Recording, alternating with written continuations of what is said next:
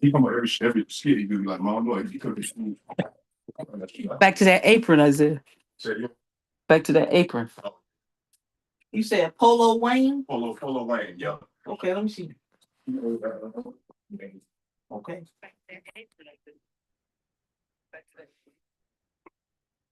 Yeah. Some family members who lived up in Virginia decided they was gonna come to visit me down in Georgia because they had a nice little ride. I decided I was gonna make breakfast for them in the morning. So I asked them, I said, "Y'all want me to make breakfast for you?" They said, "Ooh, that sounds." Sister Martha, there you go. All right.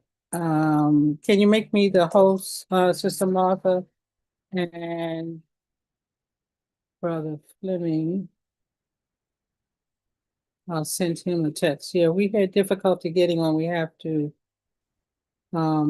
Yeah, we have to go to getting your computer acclimated, huh? I'm not quite sure what the problem is, but wasn't accepting my host credentials. But anyway, we're here now. I see that we have Imam Muhammad Abdullah. Our apologies to those who are waiting to get in. Brother Fleming was having trouble getting in also. I'll text him and let him know that we can get in now.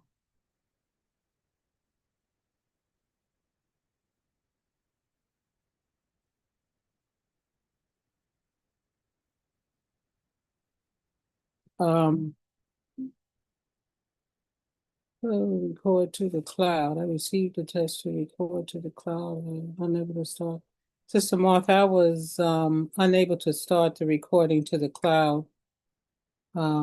If I make you the host again, will you be able to do that? Unfortunately, no. It's mine's exceeded too. I think Amir is one, or maybe Cheryl probably still has ability to. Well, I can record to my computer and then and share it with Manira later. Yeah, I'll record to my computer and we'll go on. But we're live streaming on YouTube, so that's good. Imam Muhammad Abdullah Alaji, I see you, and I also see Brother Fleming. Welcome everyone. Greetings of peace of Assalamu alaikum to MAP5. Our apologies. We had a little delay because of technical difficulties. Brother Fleming, although we don't see you, we do see you. I'm the one that's not being seen, huh? I will ask you, Brother Fleming, will you open us up? Yeah. Yes, alhamdulillah, I'll be glad to. Assalamu alaikum. If we could do Al-Fatiha to open up this program and open up our conversation, inshallah. A'udhu billahi minash shaitanir rajim. Bismillahir rahmanir rahim. Alhamdulillahi rabbil alamin. Ar-Rahmanir Rahim, Maliki Yawmiddin. Iyyaka na'budu wa iyyaka nasta'in.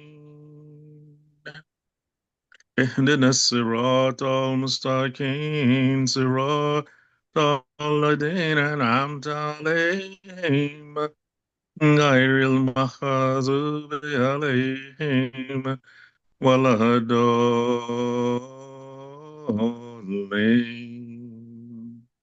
آمين. Thank you, Brother Fleming. We want to greet everyone in the greetings of peace of Assalamu alaikum. That is the peace that only Allah can give. We pray for that for you. Welcome to MAP5, Muslim American Power 5.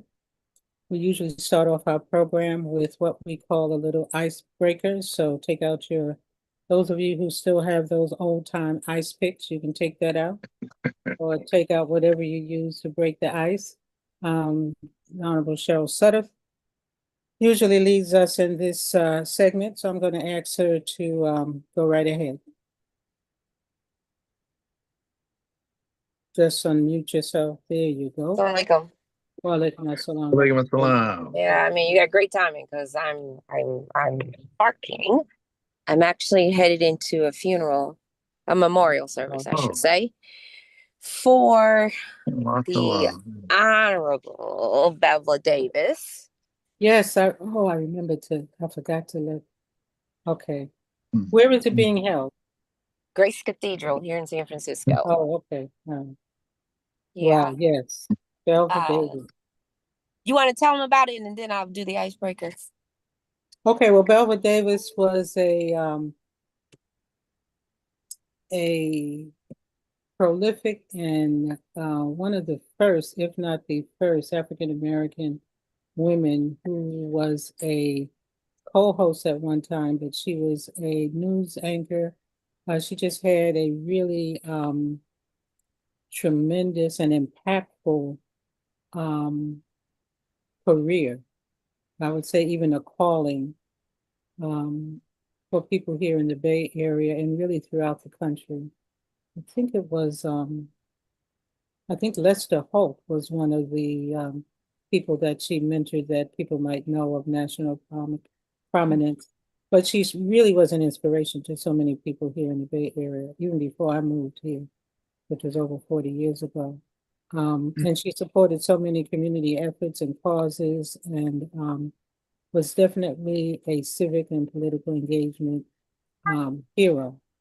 Even those things that she might have had to do behind the scenes because of being a news anchor, unlike programs or platforms like this or some of the independent social media platforms we see now, when you work within that corporate media environment, you have many, many constraints on you from the producers of the programs, from the corporate leaders.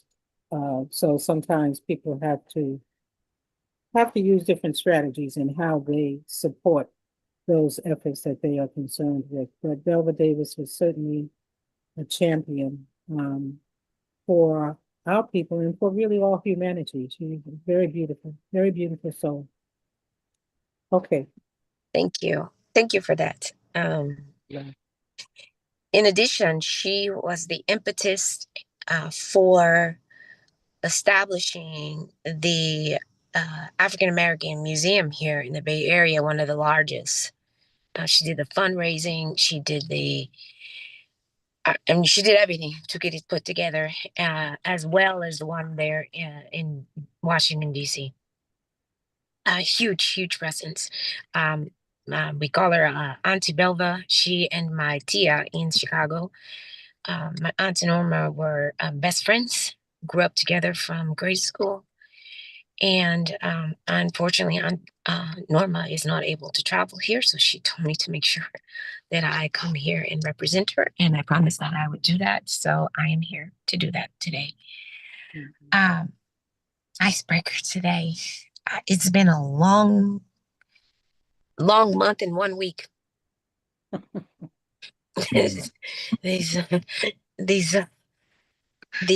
these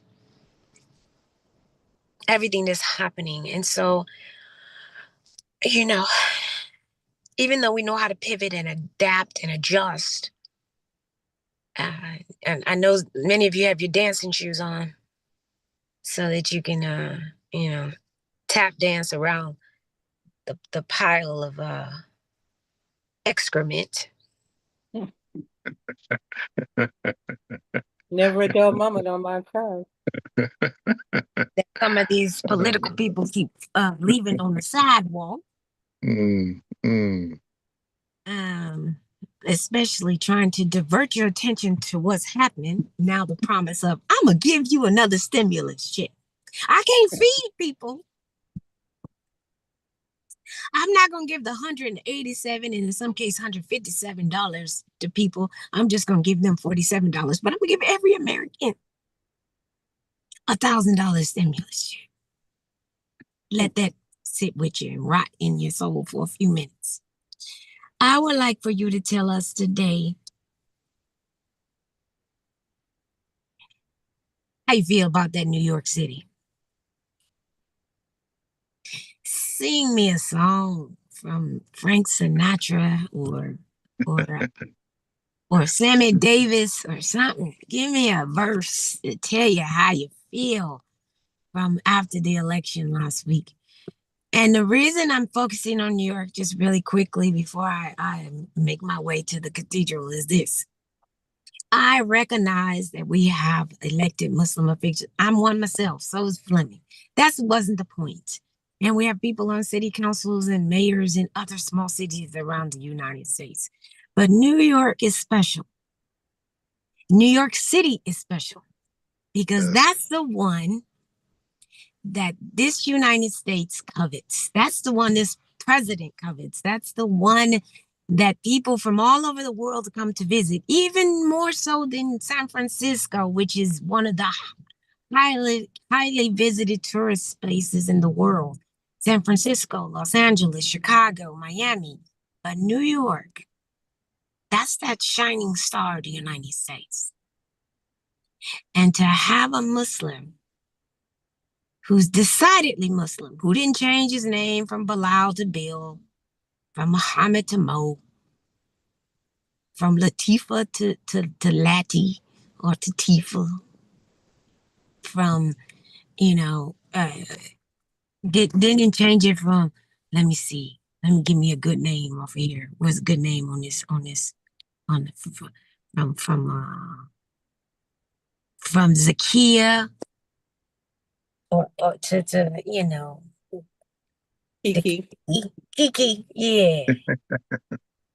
Matala to Lala. Not Kiki and Lala. Come on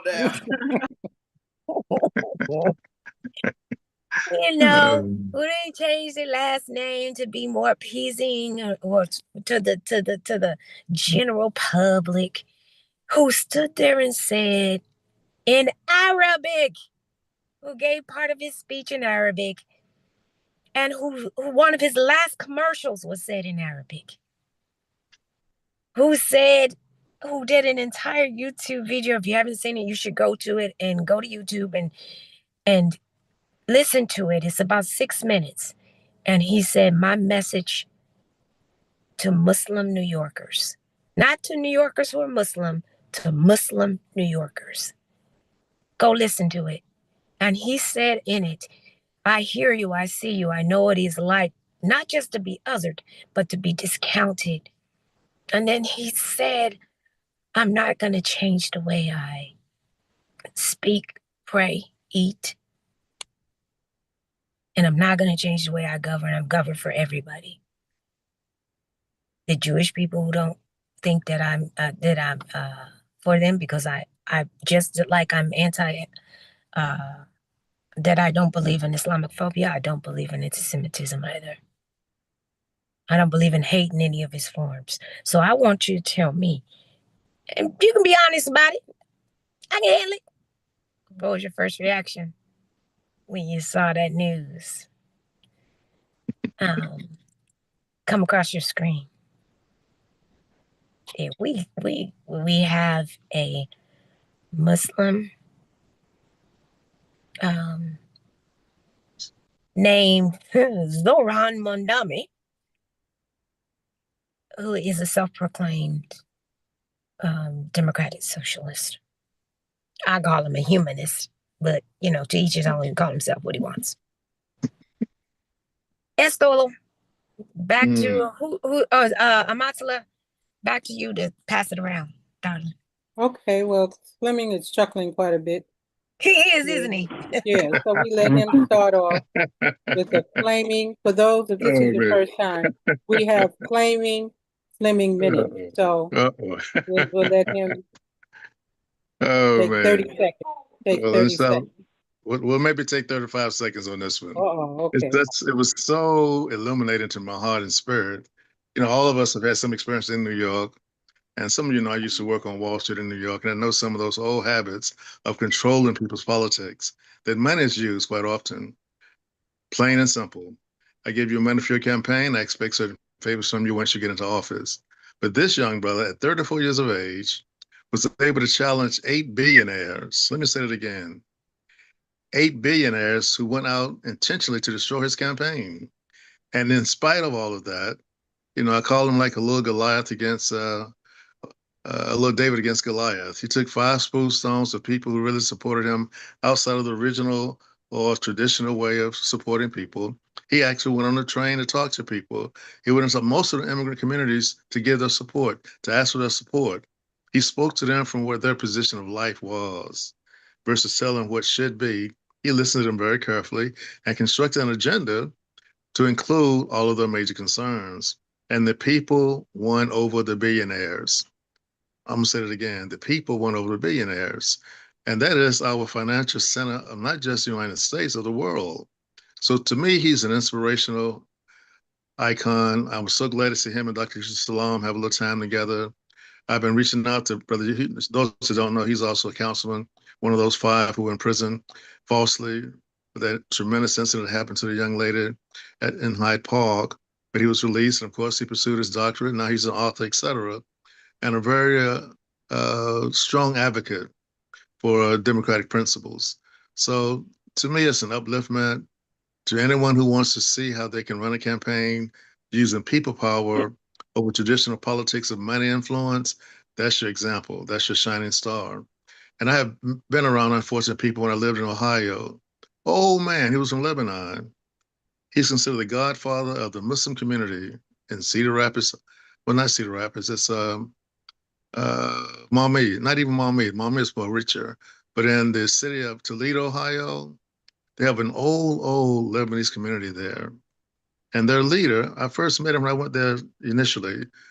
And I saw this, older gentleman sitting across from me, and the brother with me said, "This is the brother you need to meet because you just ran for chair of the party in Maumee, and that's never happened before. So you need to know this brother." So he said, he's a Muslim. So I greeted him, Assalamu alaikum. And people coming up to him saying, "How you doing, Mo?" I said, "Mo? I thought his name was Muhammad." I guess I had never experienced that personally like that before. Then he began to share with me some of the politics of Toledo and how it worked, et cetera, and what they had to do when they first came to that area of the country to survive, et cetera.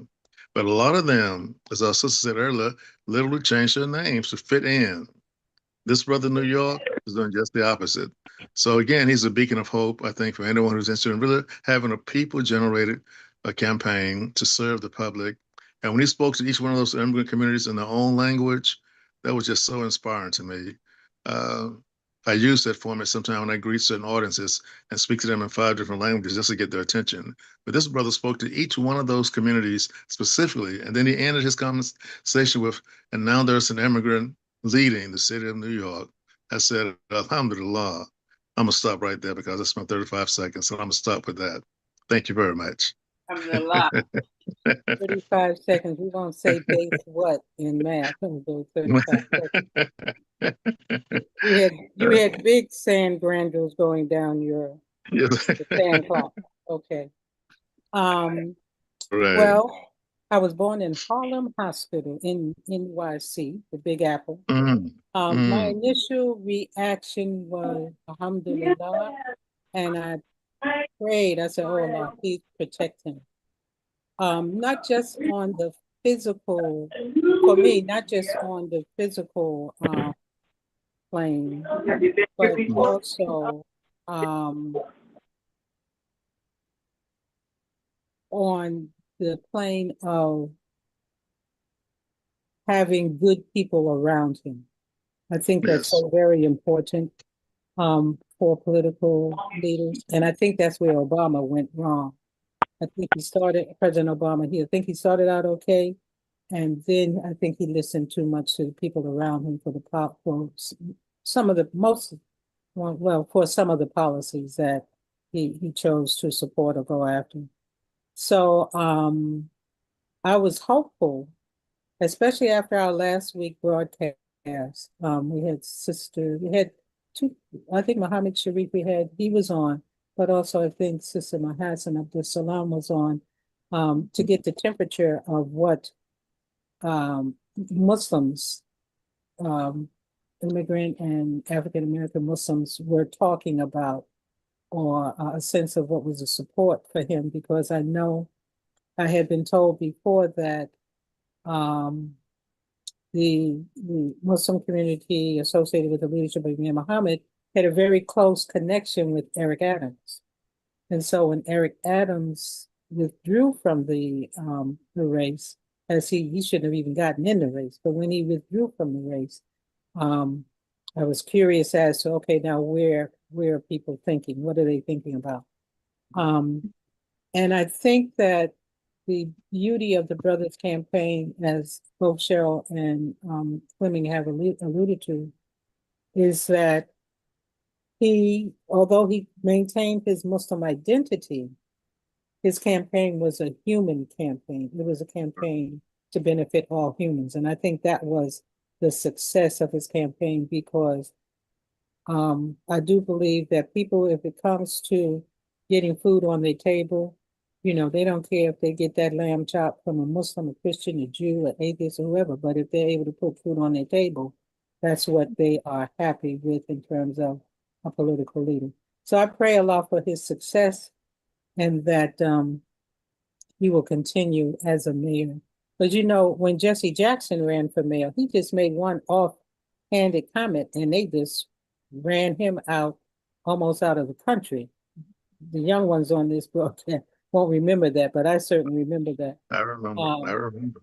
And so Brother Mamdani has been able, Allah blessed him, to be able to do what many who had more political power and clout, as Fleming said, the traditional forces, the money people, the traditional. I was very disappointed in Hakeem Jeffries. Chuck Schumer, I didn't expect anything from, but I was disappointed in Hakeem Jeffries in not openly supporting Brother Mamdani. And I think that is why we have so many problems with the Democratic Party today, because of the strategies, the thinking, and the lack of a backbone from the national Democratic leaders. But they'll pray. They'll soon wake up. There's 1 million. I saw one place where they said New York City has over 1 million Muslims. 1 million voters is nothing to sneeze at.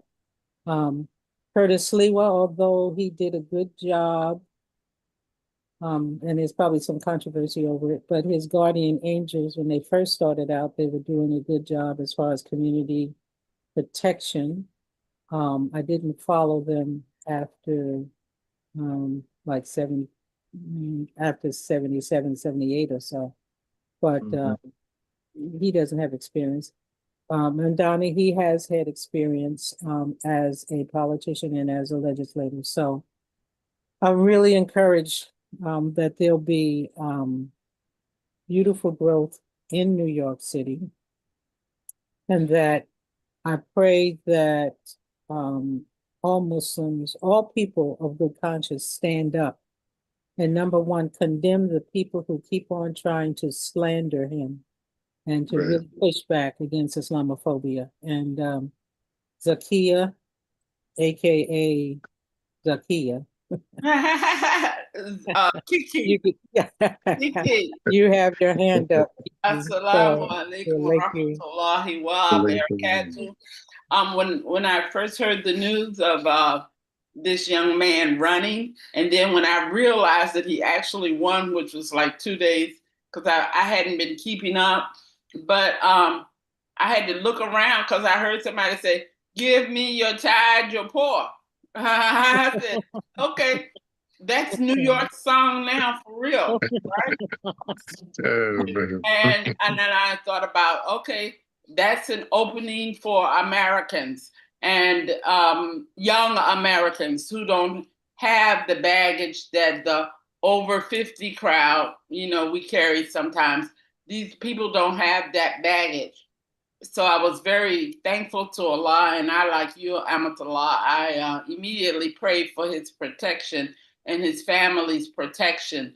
And knowing that he is what Imam Muhammad encouraged us all to be, is a man of the people. He's a human being, and he's trying to fight for human beings. Now I got to tell you a little story about me in New York. Me in New York, I always loved New York. I'm telling you, from the time I knew what it was when my mom hired one of her friends, got one of her girlfriends who was a young woman like in college. She came to Virginia, where I'm from, and she took me on a field trip to New York. We went shopping, we went to Broadway, and after that I came back probably about 15, loving New York, wanting to move to New York. I didn't return to New York until about 20 or so, and I cried the entire time when I got to New York. I have this spiritual connection with New York. When fast forward in 27, when I turned 27, I left California with my 2 children at that time, 2 children, and called myself gonna move to New York. Went to Harlem. My girlfriend prepared a place for us. We had it all. I just loved it. And then one day I was walking down the street with my 2 children and my son, Amatullah's son, that's who I call him, turned around and he saw this man stopping at the what they call it, the fire hydrant, and urinating in the street. Now I left California with the idea of coming to New York so my children could see Black people moving and grooving and doing things, Well, that wasn't what I wanted them to see. So then one day I looked for my son, and where was he? At the fire hydrant, mimicking what he saw. So then I immediately redirected my efforts back to California. But I still love New York, and every time I go, they think I'm a New Yorker. People think I'm a New Yorker now. So maybe one day soon I can get to visit again. But that's my New York story. That was going to be my icebreaker. But no, alhamdulillah, this is a very good time for us. And it's a very good time for our children who are now young adults to see, what's going to happen and what their possibilities are, and to never to be less than. That's what I get from this man, is that he's never felt less than. He's always felt inclusive. So that way he's always been able to be empathetic and, or sympathetic to the plight of the New Yorkers, which is, yeah. Thank you. Yeah. I have one thing is for the Muhammad Sharif, I'm going to cut the ice shaping off the thing so we can get to better and Muhammad Sharif. We can barely hear you. You can barely hear me? Now it's better. Now. Okay. I have, you know why? Because I had a piece of paper over my mic. Go ahead, brother. Brother Muhammad Sharif. Yeah, assalamu alaikum, everyone. Walaikum assalam. Well, we know he's African. He's from Uganda, right? Right. Yes, I believe that's correct. Mm-hmm. And once he left, after he raised up in India, is that correct? I don't know. I don't know. Do you know, Philip? His mother is I think his mother is Indian. Yeah. Pakistani, one of the two. But go ahead, Brother Muhammad Sharif. Yes. I guess one of my questions came up because after his name, it says Democrat, what's called socialist. Okay. Now that's why I kind of got not quite understanding what is the socialist. That's the name they put on him, a name he took up himself. That's the name he took up himself. Socialist. Yeah. Right. That's the name he took up himself in terms of following the socialist philosophy in terms of sharing of resources and goods. Would you explain that again, please? I would say that is how he identifies his political philosophy, being a Democrat, and his more or less economic philosophy in terms of being a socialist. There are many different kinds of democracies, and other countries have different forms of democracy than we have here in America, which is a capitalist democracy, as opposed to a socialist democracy. So his socialist philosophy is a foundation for him saying, okay, we're going to have city-owned grocery stores that will help people who are in need of affordable food, or we're going to have free transportation, free city public transportation provide. That's in terms of the government providing social services to the public. That's not the best explanation, but off the top of my head, without going into, college level detail of economics 101 or politics 101, that's kind of the simplest way I can describe it. And if someone else has a simple way of describing it. I don't have a description. Okay, okay. But I want to, Brother Muhammad, did that answer your question? Because I really want to get on to Imam Abdul Alim. Oh yeah, that was part of the answer. I guess it's someone else had more time. I think Zakia wanted to say something. So, but you're heading up the program. You co-host, so I'll hold up and okay, maybe we can circle back. Yeah, we'll come back around to it. We'll come back around to it. And brother, I think that's Brother Bilal. We'll come back around to any question or comment that you have also. All right, thank you. Thank you, Brother Muhammad. I want to thank all of you for joining us on the program, and I want to thank our guests.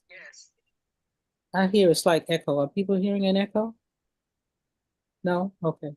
Imam Muhammad Abdul Alim, who has been a pillar in the community. He initially knew and worked with the Imam in New York when he was a member of the teaching staff at Muhammad University of Islam number 7 there at the time it was Temple number 7, and now it's Masjid Malcolm Shabazz. And we still have a Clara Muhammad school that's in operation, I believe.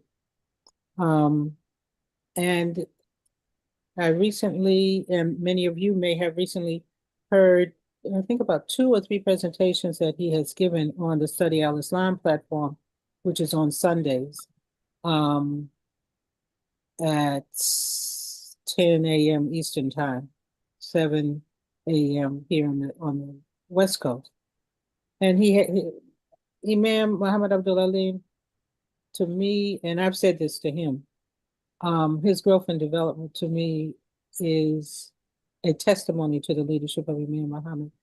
And the reason I say that is because the 3 to 5 years that we worked together, I think I may have heard, and we used to have regularly scheduled Tuesday teacher training classes with the minister at that time, Minister Farrakhan. And so, Minister Farrakhan is, he's an orator, he's a performer, he's, a speaker, right?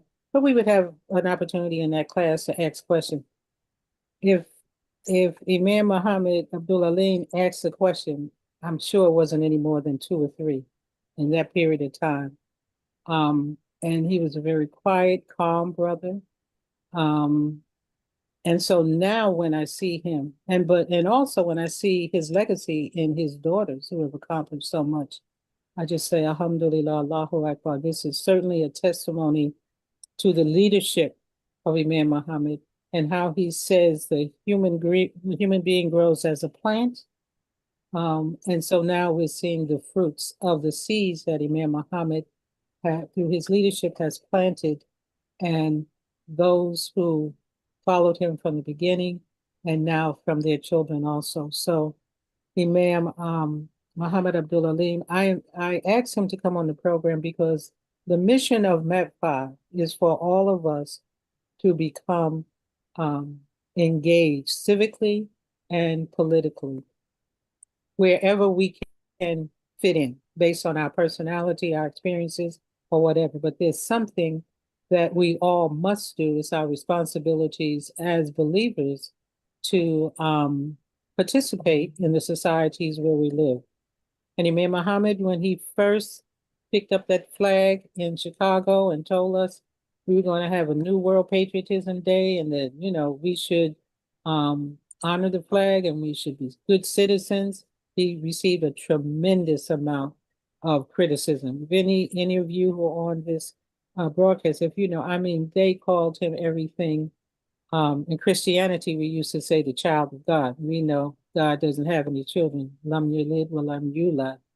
And so to see where we have come in these last 50 years is a transformative process. And it's a witness again to what the power of Allah and what he can do through us as human beings. The 50th, the kickoff 50th celebration that was held in Philadelphia, coupled with Imam Muhammad Abdullah Alim's presentations, sparked in me to think of, well, this is a city that has an excellent relationship with their local leaders. Now, how did that happen? Because we know that prior to 1975, relationship might have been a little rocky, and there may have been some activity that justified it being rocky. So what brought about this transformation in Philadelphia? So I asked Imam Muhammad Abdullah Alim to share with us that journey from Philadelphia 1975 to Philadelphia 2025 and the transformation in the relationship with leaders, local leaders there in the community. So Imam Muhammad Abdullah Alim, welcome. Please unmute yourself. I want to thank you for being here. The Philadelphia community is recognized nationally in our association for transforming what was once a contentious relationship with local government into one of the most productive faith-government partnerships in our association. Can you take us back to maybe the beginning of when you first went to Philadelphia and you were the imam there, and the relationship with local leaders, local civic leaders and political leaders, and what or how has that relationship transformed? Okay. Assalamu alaikum. Wa alaikum assalam. Bismillahir Rahmanir Rahim. First, before I get into the full extent of that, I want to let us use this discussion that we started with before I came on as a benchmark, Okay. as a benchmark of half a century, right? 50 years. Okay. And also think about the hadith of Rasulullah Islam. He says that every 100 years, Allah will send a reviver. We use the word mujaddid. Initially, the Imam used that term, but because of some controversies internationally, he backed off of it. But we who understood what he was trying to do never gave up on that, because what we were doing was bringing to the Islamic world, not just us. A lot of us were thinking that it was, we saw that as being another name for messenger, but that wasn't the purpose. Right. The purpose is that as of 1924, the Khalifa that was established in Turkey, we call the Ottoman Empire, that's how they translate it, was demolished. It was, and so from that point to now, we have a lot of Muslim states came about. It was the breakup of an empire. All right. In fact, the last Khalifa, a member of that family, his name was Uthman. He passed away in New York, of all places. But the point I wanted to make was that idea of a Muslim ummah was no longer valid, because now you had a lot of contending Muslim states. A lot of people think about the occupied land with Israel, but that was just one of them. Another big one was India in the Indo-Pak area of Southeast Asia, right? I'm going to tie all this in because, see, we have to be able to look at the whole picture, right? Not just one event, but see the whole picture. And even the young man,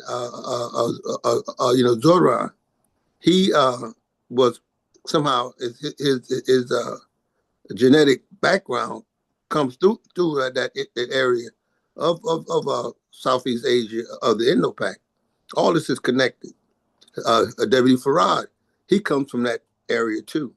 A lot of the revival of Islam was there. In fact, Maududi, some of you may be familiar with him and his writings. He was from that area. All right.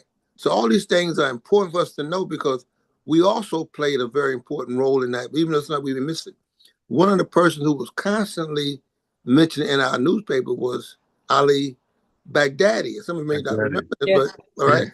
So all these people were coming from a situation of second-class citizen, all right?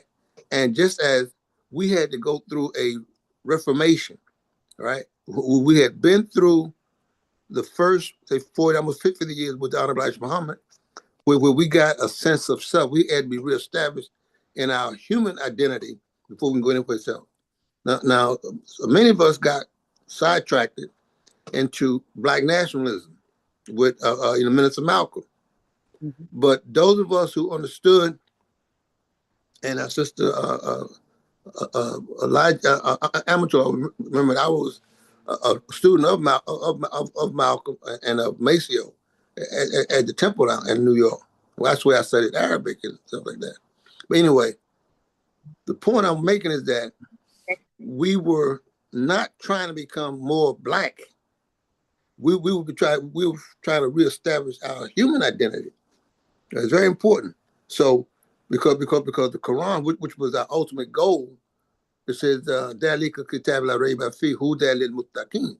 This is a book of guidance for those who are God conscious, not Black conscious. I want to first make that point. If you're thinking Black conscious, you're gonna miss the power of the Quran because you're looking at your skin color the same as the Caucasian. So his skin color was divine. Eventually, you're gonna run into the same problem because your language, or the language environment which your mind develops in, is going to inhibit you because you're looking at things from a very narrow lens. Very important. So the Imam he took this individual, meaning us, this group of people who had came into some semblance of self, but wasn't all the way home. Right? And in 1975, we had just gotten to the point we were trying to get beyond the corruption that had grown around many of the temples or mosques, what they call them. And Philadelphia was one of them where corruption had begun to influence the thinking of the believers, where certain things was accepted because that's the way it is. Well, 1975, you got almost 50 years of transformative language where you no longer say afraid of people of other ethnic groups, people of other races. You finally begin to become comfortable in your own skin, the expression goes. But we didn't have the full language environment to go out into the world and address the world as a completely new human being, right? And we still, even now, a lot of us still got language hang-ups because we don't know how to properly articulate this new mind that we have coming to, right? And it seems sometimes, and even the way we, especially when it comes to two key things that was a problem: self-identity and our American identity. Our self-identity, as Imam Muhammad was told, I think we was in, we had to be in either Saudi Arabia, anyway, wherever it was. He said that for our people to be really at home with themselves, they got to accept themselves as Muslims as their identity, right? And it's a lot of people, they can't quite feel it. Your God said he made us submissive.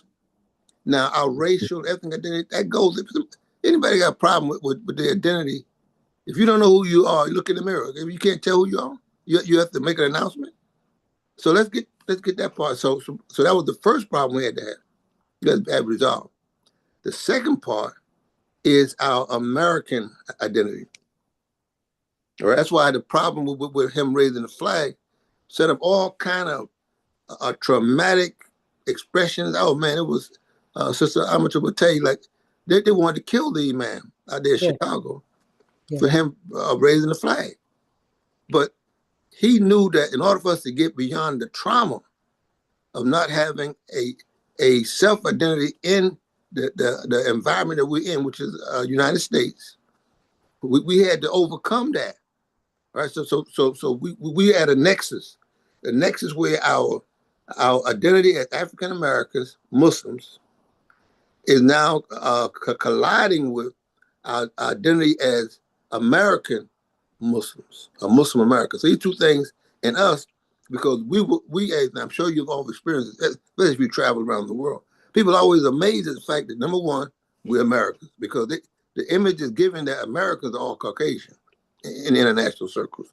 But also, if you go in the Muslim world, you find the Muslims, they don't think that African Americans can be Muslims. So here we have two identities that neither one of them in and of itself makes us whole. All right. So when I saw the young man became the president, the mayor of New York, they told me that the language environment that we have been working on for the last 50 years is finally beginning to take root. Because see, I can remember when I was in college, many of the Muslims up in New England, up at Harvard and Yale and Bowdoin, in fact, you're going to talk with, inshallah, George, that's another program. They could not accept their own identity as Muslims, Muslim from other parts of the world. And that was the Mo, and that was the so Aisha was Ish or whatever. They hid there is what the young man said in his speech. They lived in the shadows. Yes. They lived in, and here we were. If nothing else, we were bold in our expression of our Islam and our African American identity. All right, and okay, but bringing those two together now, we set off a new language environment that allowed for the expression of who we were without, as my daughters always say, unapologetically. You know who I am, and I know who I am. I'm not gonna spend time. Do you ask the Jewish person to explain why they're Jewish, or the Jehovah's Witness? No. So don't expect me to try to convince you that I'm this. I'm being myself. That's the first thing we had to get our people out of this, trying to make the first black this, the first black that. We know you black. Don't you know that? All right. If you still got to tell people, I mean, you're not comfortable. Everybody can see it. So now, with that perspective, I want to set that language, the language environment that you see now is the result of people like yourselves and others around this country who have been putting out human language and causing a transformative movement that is subtly taking the fear out of Muslims all over the world. Remember now, 1924, 25, you were broken up and taught by, just as we were taught here in America, second-class education. The neo-colonialists taught the Muslims worldwide that somehow Islam is an inferior way of life. In fact, they thought even Arabic. You go to some countries, remember I was in Kenya, they think that to be an excellent human being, you got to speak proper English. They don't speak their own language. The more educated they are, the better the English is. That's how they see it. Yeah. And here we are. We come along, and we are finally breaking those chains and bringing in not black English, but just our natural expression. So when it comes to the political movement, I said all this to say, even the politicians had a certain amount of, inferiority. African American politicians and Muslim politicians also, who are not African American, felt that they had to cater to the powers that be. And sorry to say, even our brother Barack Obama. I love the man. I remember. I don't know how many of you noticed, but we used to have Ramadan sessions back in the early 2000s, like 2000, before the man passed.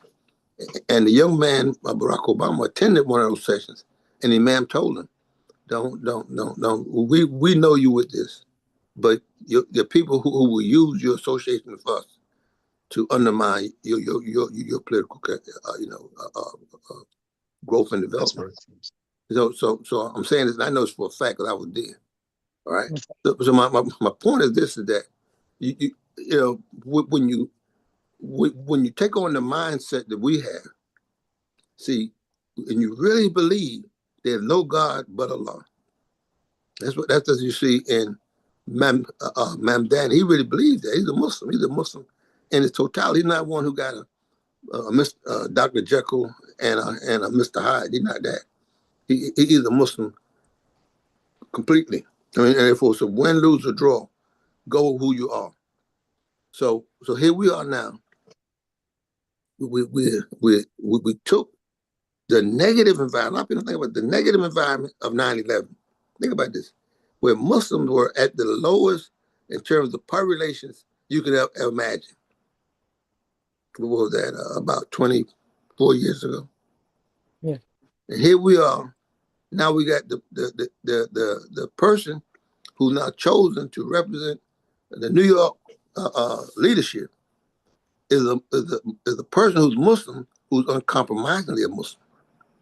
Now he's a Muslim, I mean, sad to say, the brother Eric Adams, he come around us, he put on the kufi, but he didn't have it in his heart. He didn't have, he was being like the politician. If he's around Muslim, do something to make the Muslims feel comfortable. Put on a kufi. If he's around Jews, do something to make the Jews feel comfortable. If he's around Italian, do something to make the Italian. His brother said, look, I'm going to respect everybody, but I'm also going to be true to who I am. All right. And this is what we had to do here in Philadelphia. I'm going to come to that. In 1975, all right, February, you got to keep this in mind, people, all of us.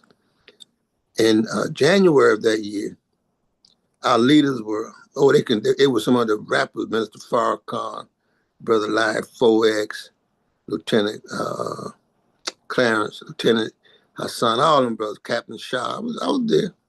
And Sister would tell you that I said very little. I hardly even speak. I would listen to them. They were very articulate, and they had all of the theatrics. Come March 1st, they all were mum. Because what they knew on January the 1st and on February the 1st was no longer valid came March the 1st. Right? It's very important for us to understand this. They didn't have the language to address what had happened. It was like, the most traumatic thing that could have possibly happened. And those of us who were there know that we wasn't, in many cases, wasn't even prepared for the passing of the Honorable Black Mama. That's right. Right? It was, in fact, I remember Mr. Farrakhan going on the radio saying that Honorable Black Mama couldn't die. Right. He gave lectures on that.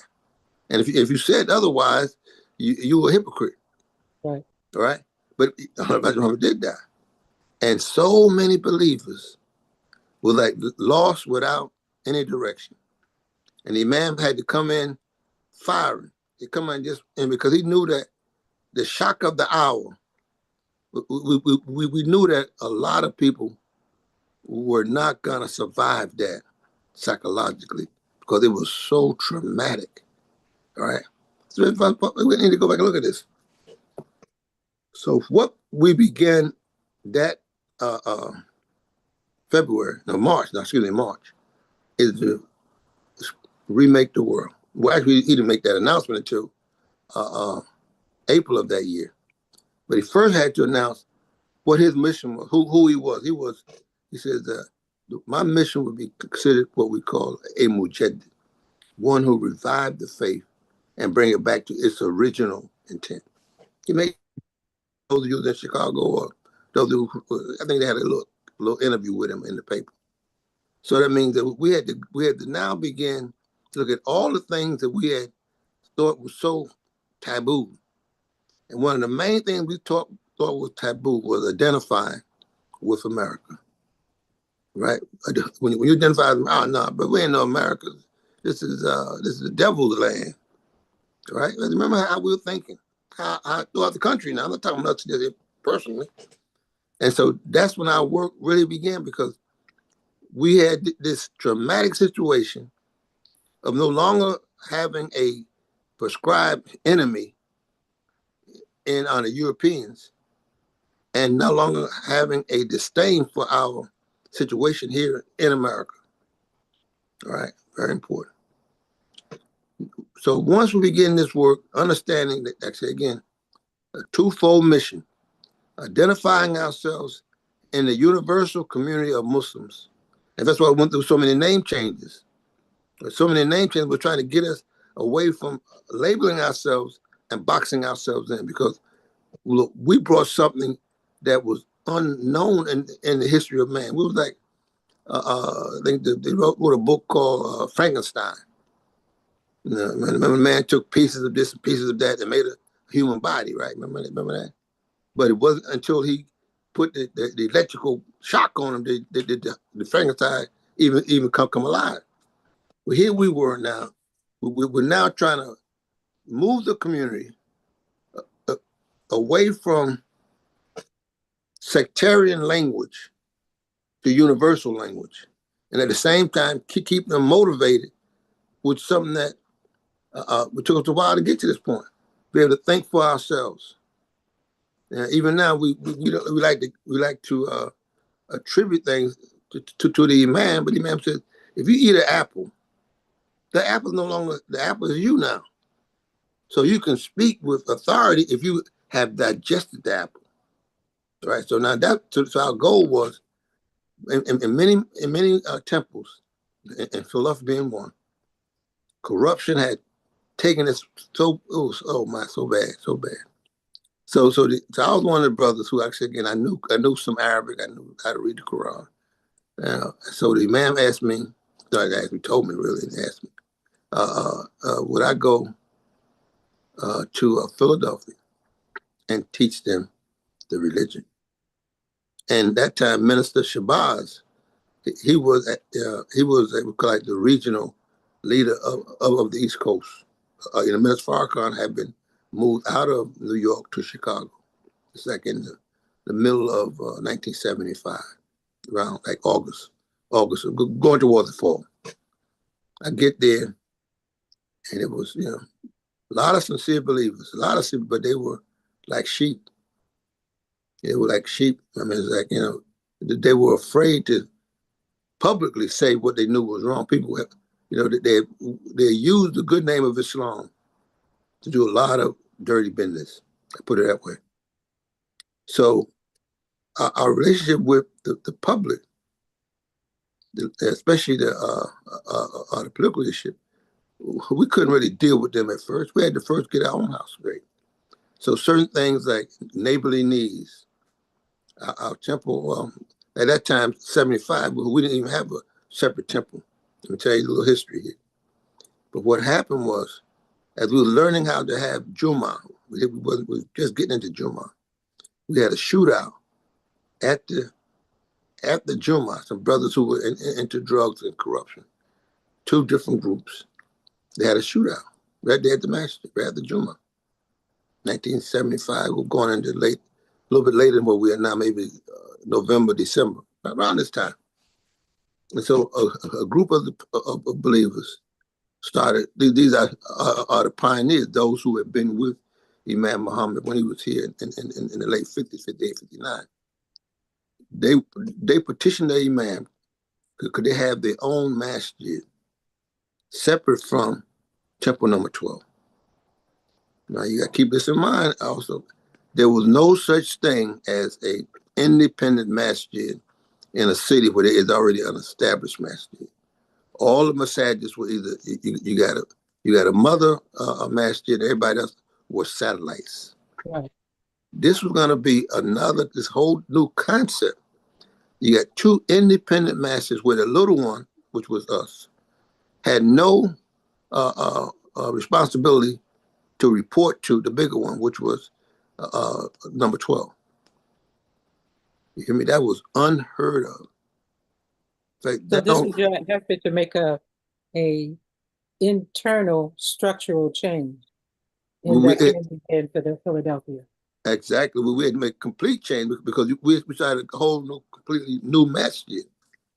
That was unheard of. Most masajids were Muhammad's temples. All right. And Muhammad's temple usually were had been they became Muhammad's mosque, Masjid Muhammad. We never was that.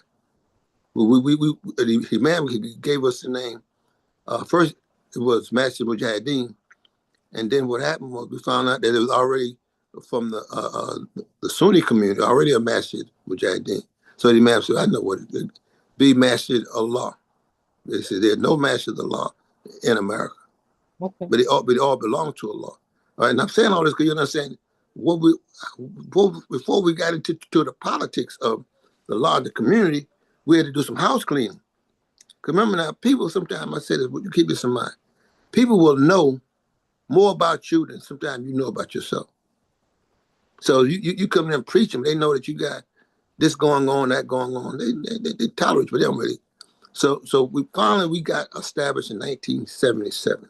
Took almost 2 years, right? But our focus was neighborly needs. That's what I'm coming to. So you can't just jump into a neighborhood and just try to be, because people, everybody knows somebody who's a Muslim. If that person they know is a Muslim who's in corruption, they look at you suspiciously. The politicians and the political leaders and the business leaders, they don't really want to deal with you. They kind of tolerate you, but they don't really want to deal with you.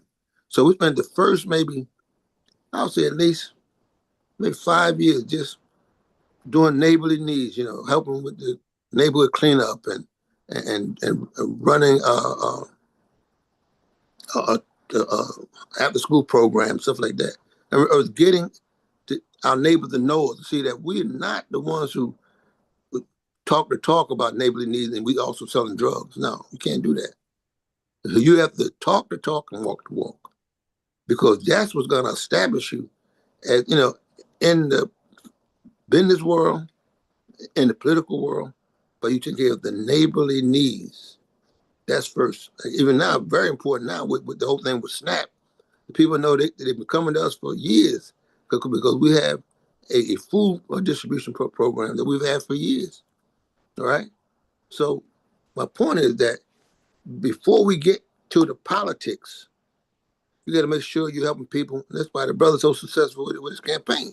He's dealing with bread and butter issues. He's not dealing with esoteric stuff. The person got to eat first. All right. They have a way to pay their rent. Or they have a place for their children to go out to school for safety. We have a whole we had a whole after school program for children. All right. We had a whole thing with having a neighborhood street cleanups. You got to do those things that establish you as having a common interest. They weren't interested in teaching about Islam.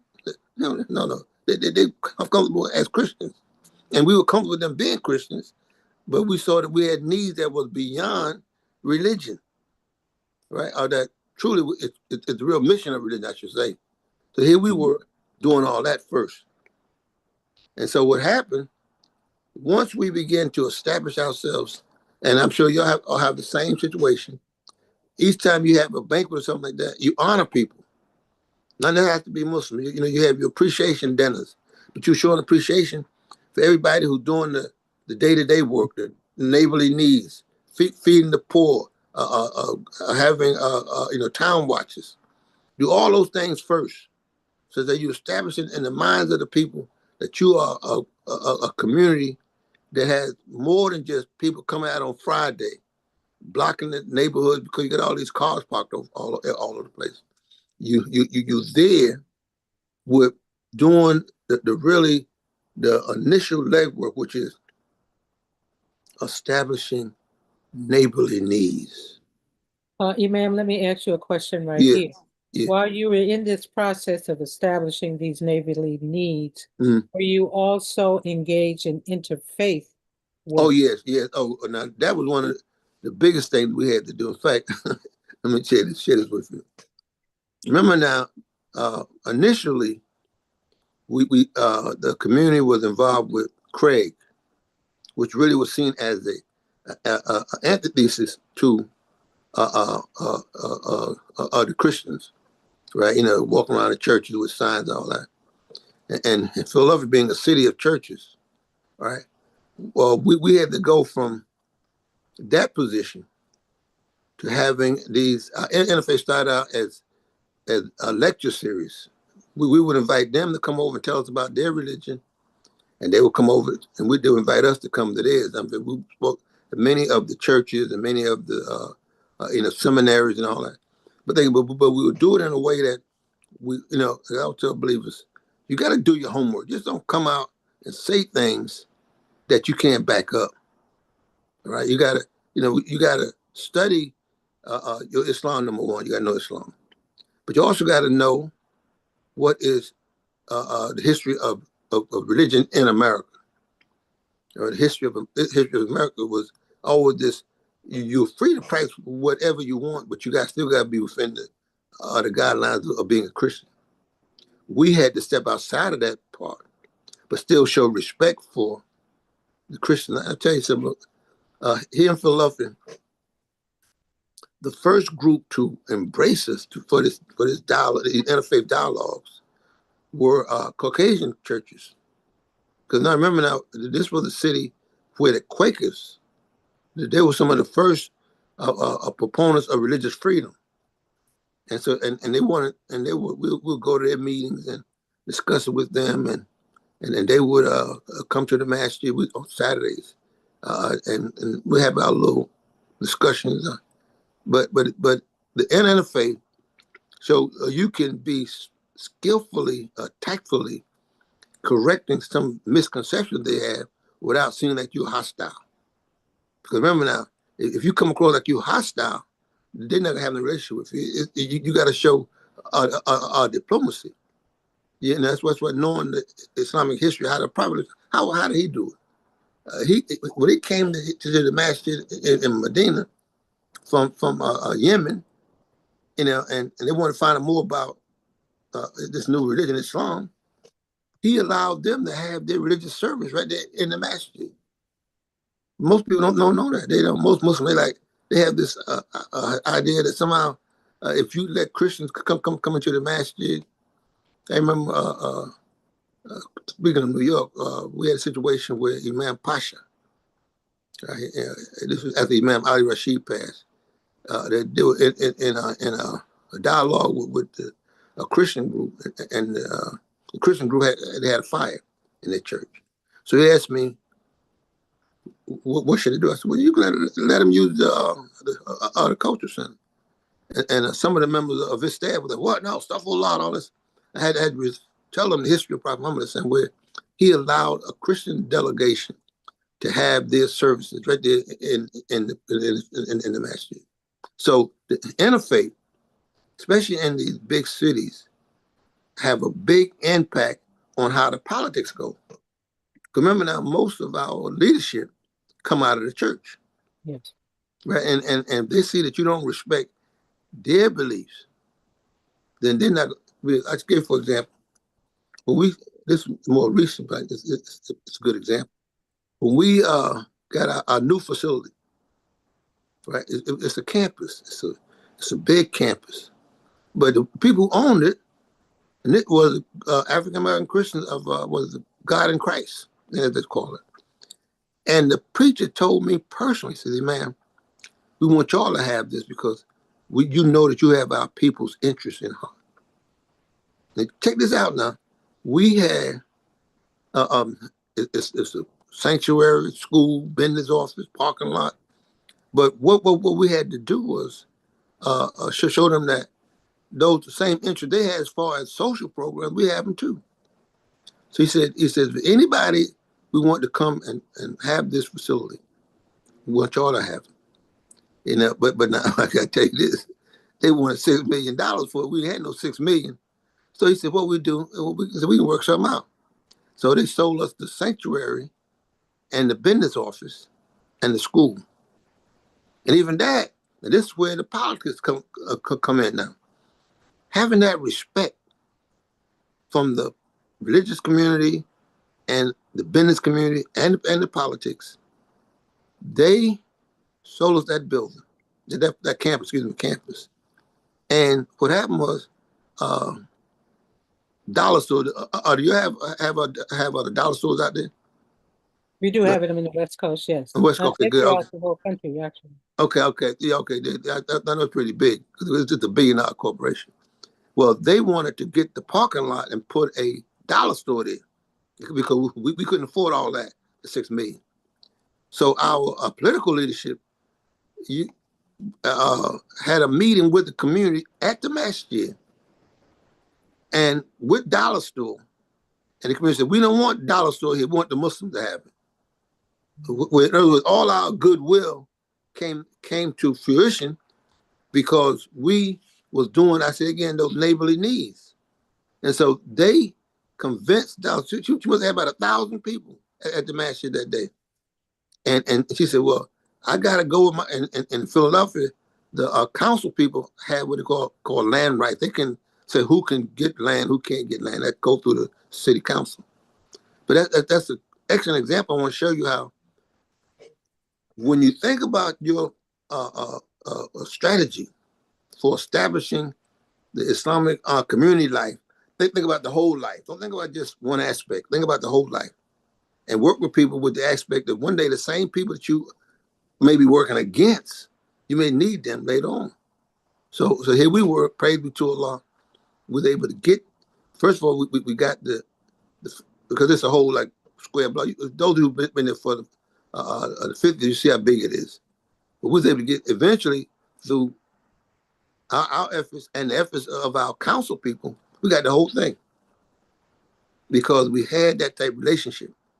Right? So would you say this purchase of the masjid facility was a pivotal moment in realizing your success in building these bridges with the community through your neighborly needs and your political leadership?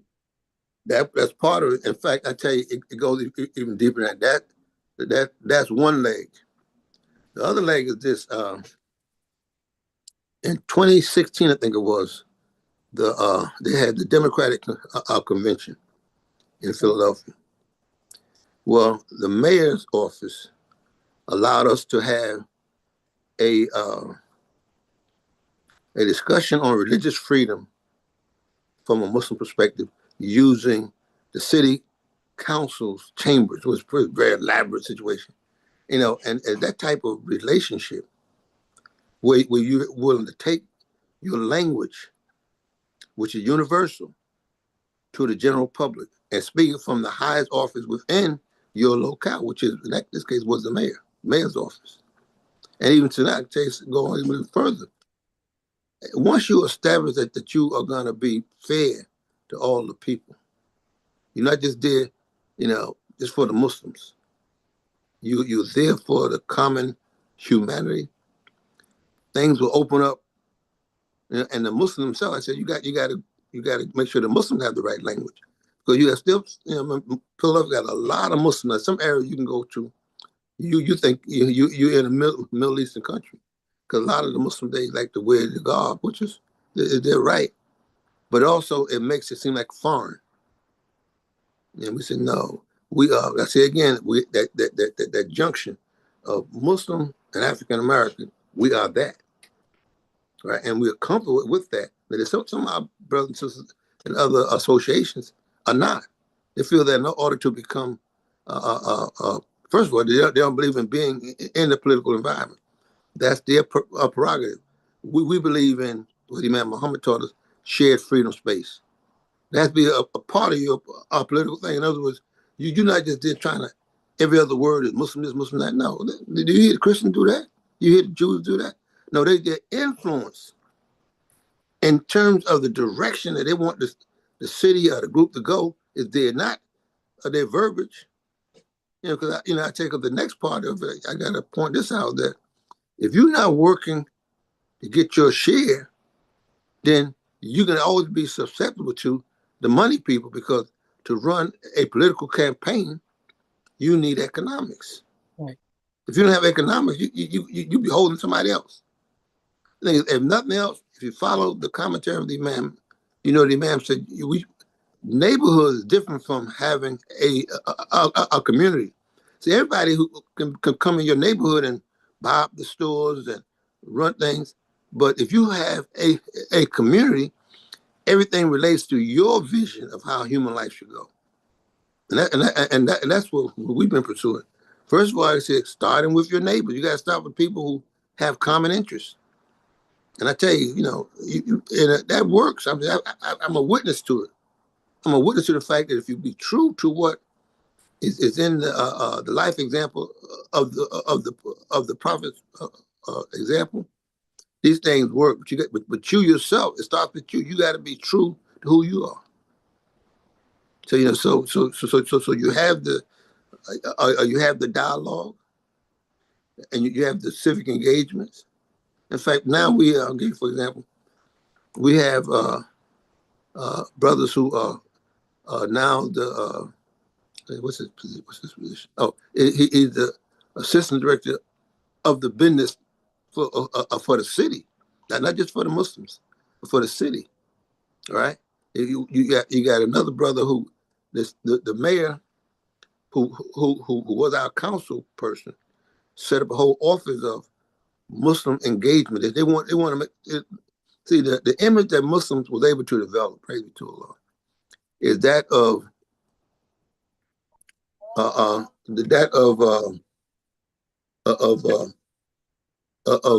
someone who's concerned about everybody. So what happened is that so we now have an office of Muslim engagements, because they want the Muslims to take part in the development of the city. I mean, that type of responsibility requires you to have. You can't have a narrow mind. That's what I'm saying. And because the same person who was our council person, praise be to Allah, she became our mayor. And everywhere she goes, she tells people, my church is whatever thing is the Baptist, big Baptist church. But my mosque is Mashallah. That's how she tells it. Mm. Right? And I tell you something else. Strategy. We first opened up our a new facility. We had this big banquet. And you know who our guest speaker was? The pastor of the big church. Now he's the person who, I mean, he makes it known, Jesus, no, that's no problem. I mean, we respect Jesus. We don't look. We're not here to have no theological argument over how you see Jesus. That's not why we're here.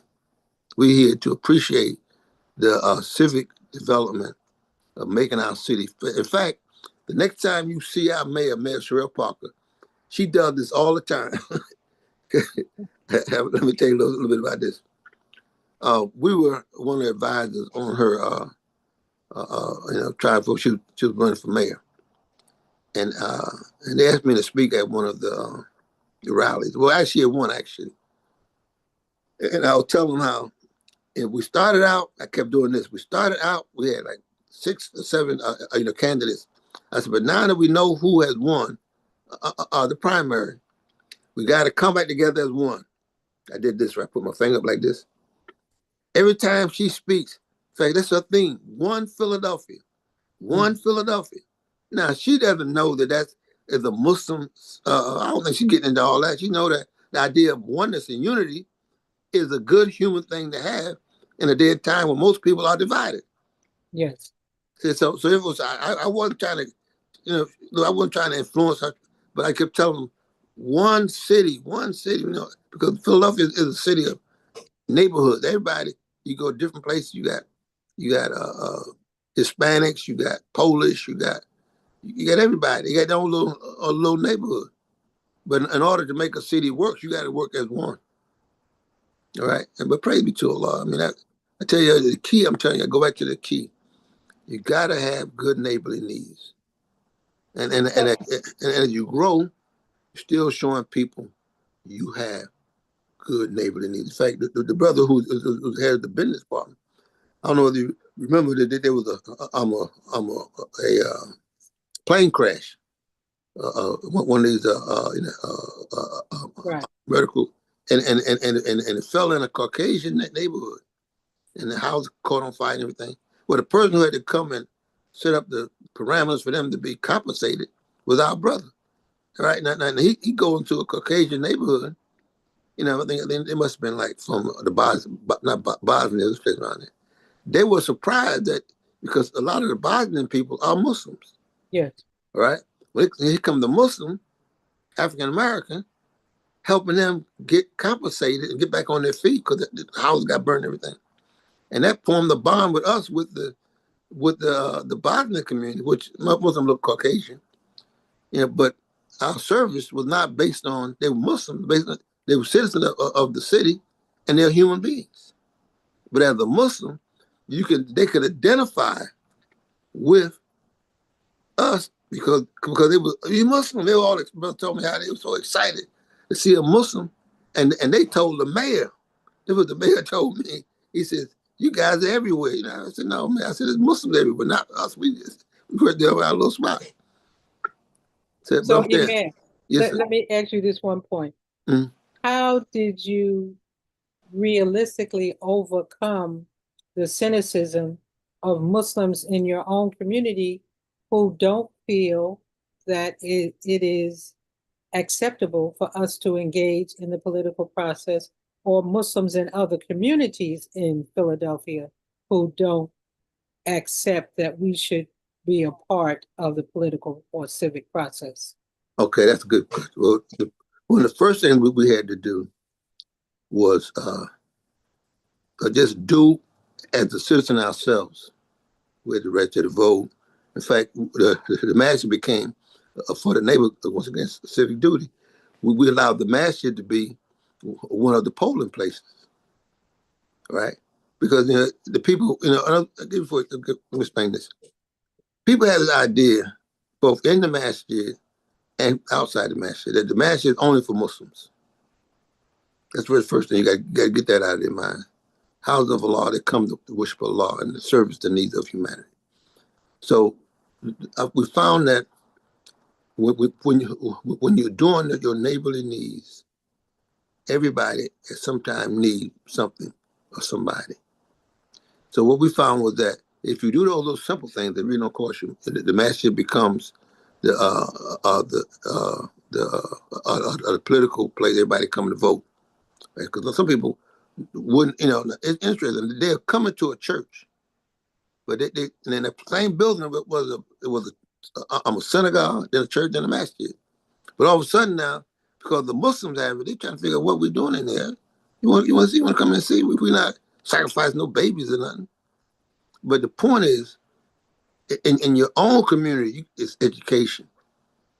If you don't educate the Muslims too, I say again, this is something very important.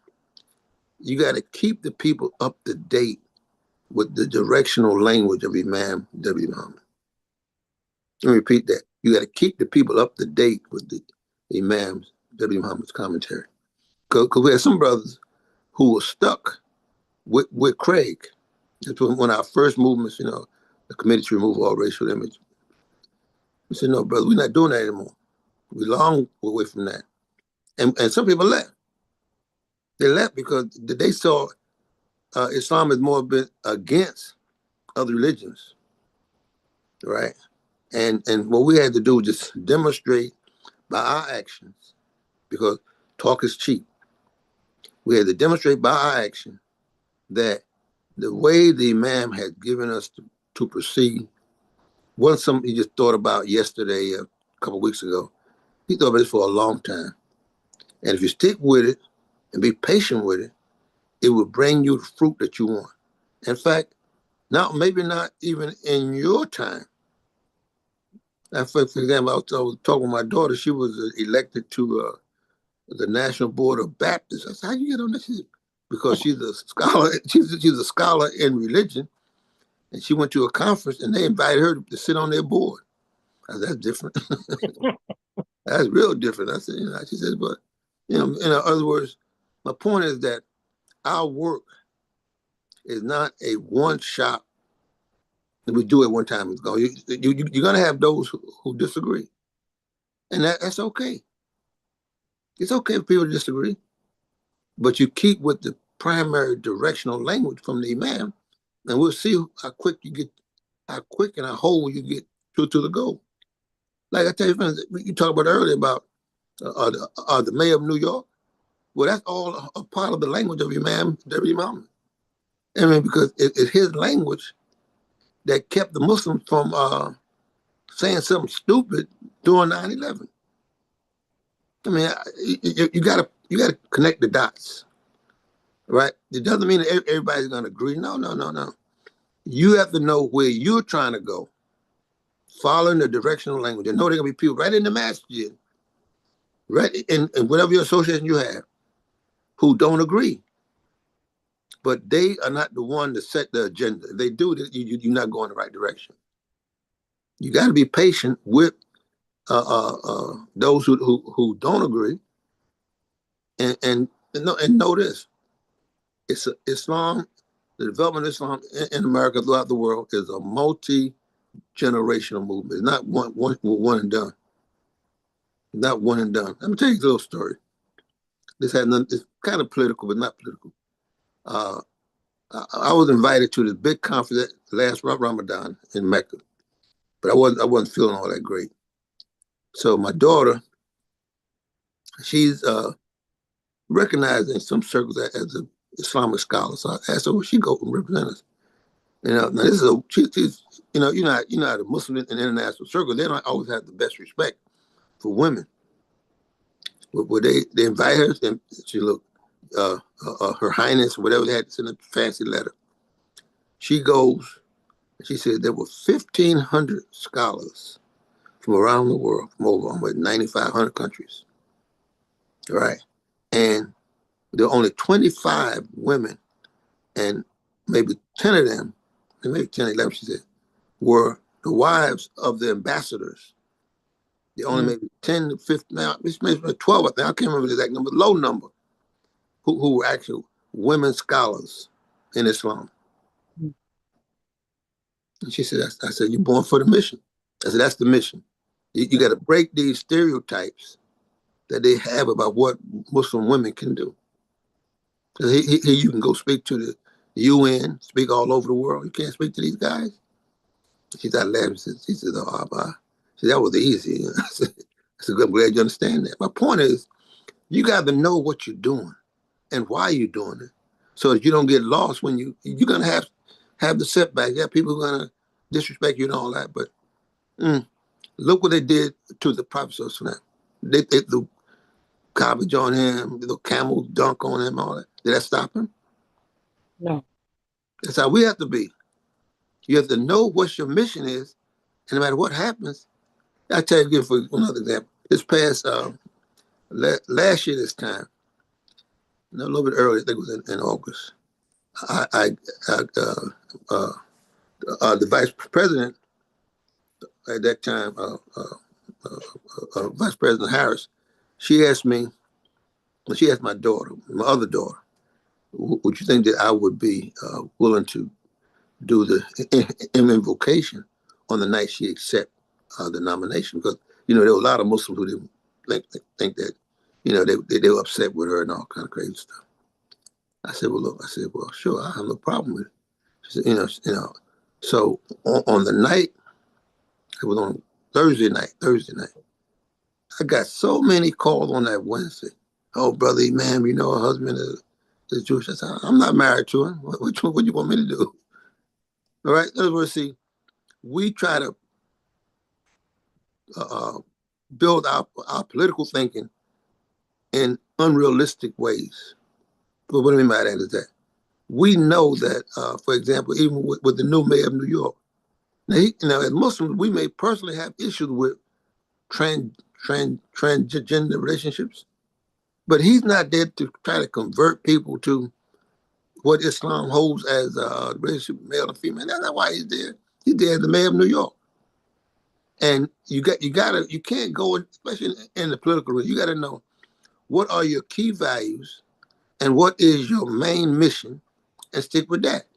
Because remember now, we're trying to change the whole world. And we can't allow ourselves to be a one issue community. We've been played when that happened. You hear me? We've been played. Right? All these things, man, I'm telling you, the issues that are facing the human family today require, as the Imam used to say, sober-mindedness. You know what you stand for. But you also know that in America, you have many different political parties, interests. And as Muslim, if you don't have your own political agenda, that's one thing that we're working on. But rather, as every one of us here, we ain't no babies, right? So you figure we won't be around, being realistic, in the next 50 years. We'll be dropping off.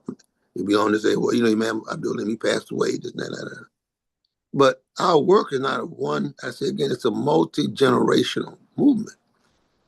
So, but what we have to do is knowing that Islam requires of us to have a plan. What's our plan for the next 50 years? It makes 100.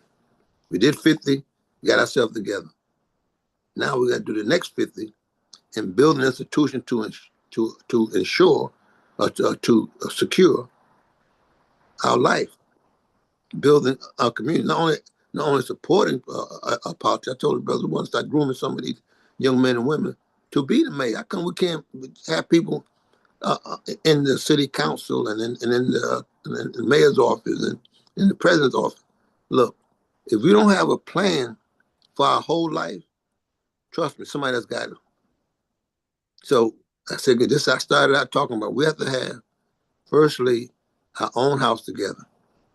How many massages is ran by Shura Bainahum? Mutual consultation. Very few. When I travel around, the imams, they think they're God. I'm old to be there. But you gotta go for the long run. Go for the long haul. If you don't go for the long haul, all of us here will be dead and gone. So, Imam, let me ask you this again. Or let me interrupt you again. Looking at, we know that the political space is full of these minefields, like you're talking about, these issues, we call them interest issues, whether it's LGBT, transgender, whatever else, same-sex marriage, domestic partner, all of these different kind of issues. And one party, or abortion, that's one. One party might be for the Republicans. You said, you're right. And, the Republicans might perhaps perceive to be more conservative and more what they term pro-life, which really isn't pro-life. Yes, that's critical. So, and Democrats more what they call liberal or radical, whatever. You're liberal. How do you navigate these different minefields and not be perceived as partisan, like there in Philly? I don't know what party the mayor is. Okay, she's a Democrat. If she's a Democrat, because you're supporting her. Now, if a Republican comes in, how do we as Muslims avoid that whole partisan question, as far as we only support this party over that party, and then also the quid pro quo trap that we find in politics, as far as some people might worry that if we become too close to government, they'll expect us to support them in everything politically and to stop criticizing them. So partisanship and also that quid pro quo trap. What advice would you give? My advice, well, first of all, we should study the environment and look at how other groups who are in the minority, how they navigate it, like the Koreans, some Asian groups that like the Koreans, the Chinese, how they navigate this. You know, and we can't be a one party a community, but we as we always say, we don't have permanent friends, we have permanent interests. Right? And we articulate that, right? Now, but also you got to know this, that the Muslim who is comfortable as Muslims and as African Americans know that in most of the big cities it's the Democratic Party. We know that. Now, for example, the brothers down in Atlanta, they do an excellent job of navigating that. And we say the same thing to the people here in Philly, that we've had African American mayors for the last 24 years. Think about it. And we ask them, we meet with them, how many African American millionaires have you guys produced? You want our support, right? That's why I said now they understand that you have to have Muslim concerns as a line item on your budget. But most time we don't. I say again, we don't have a clear strategy.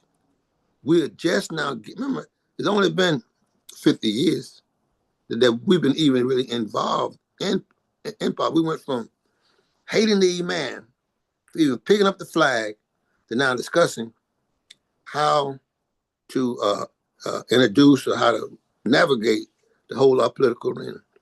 And every Muslim, African American Muslims, can't all be in the same party. There's nothing wrong with that. You want to have different people, because from as far as the strategy is concerned, you have to have. Allah tells us in the Quran. I put it this way. Let's go to the Quran for a minute. Allah says in our search of Yusuf, He says, enter through different doors. We all can't try to get through the same door of the Democratic Party. No. You have to have some people. It's good that you have different people going through different doors, because we're not interested in who gets in the door, as long as our interests are there, represented by those who in the door. That's one thing. The other thing is Allah tells us in the Quran to enter through the door of, enter the city by being humble. We don't see ourselves as a protest movement. Muslims should know that we're offering a solution to human problems, right? In fact, and another thing that's very, very important, leaders like yourselves, you should sit down and what's your plan? I mean, what we've had to do here, in fact, you're probably going to hear more about it in the months to come. We try to meet with different Muslim leaders, not just imams, leaders, male and female, to chart out a course for us. We don't have a clear course as what we're trying to do. All right, I'm talking about going to Juma. You know how to get to Juma, right? Okay, good. Make your prayers good. Now what? What's your plan for education? What's your plan for the political arena? At what point are you looking to not only support candidates, but run candidates, right? But in order to run candidates, what's your economic plan? How do you want to support candidates? All right, so that's what we're looking at. We're looking at the whole picture, because for us to be on the sideline voting for different people, like I said, if they have different interests, no problem. We're going to support you on this issue, but not that one. That's the political sophistication that we have to have. So we had a number of brothers who were with the other Republicans. They were not necessarily with President Trump, but if they knew that that when the government contracts are given out, I gave, for example, on that, we have a number, not more than a number, quite a number of brothers who are in prison, right?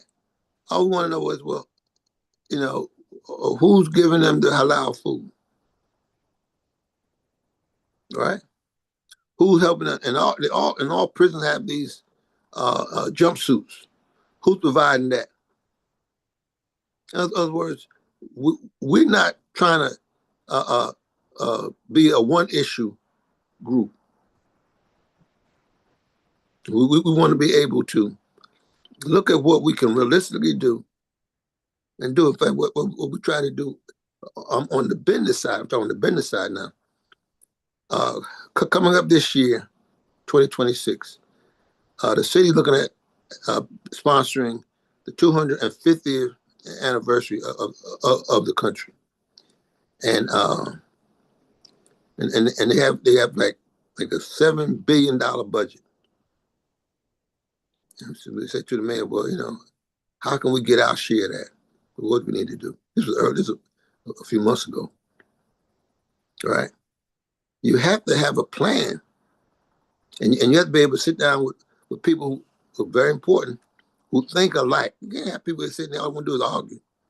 Because we have a tendency to want to come together, everybody want to teach. No, this is not, it's not an imam's meeting. It's not everybody giving football. You go to the area that you're best qualified for, right? They say, look, my brother, I'll tell you something. Let me tell you something, sister, brother. Our people are big on talk, poor on planning, and even poor on execution.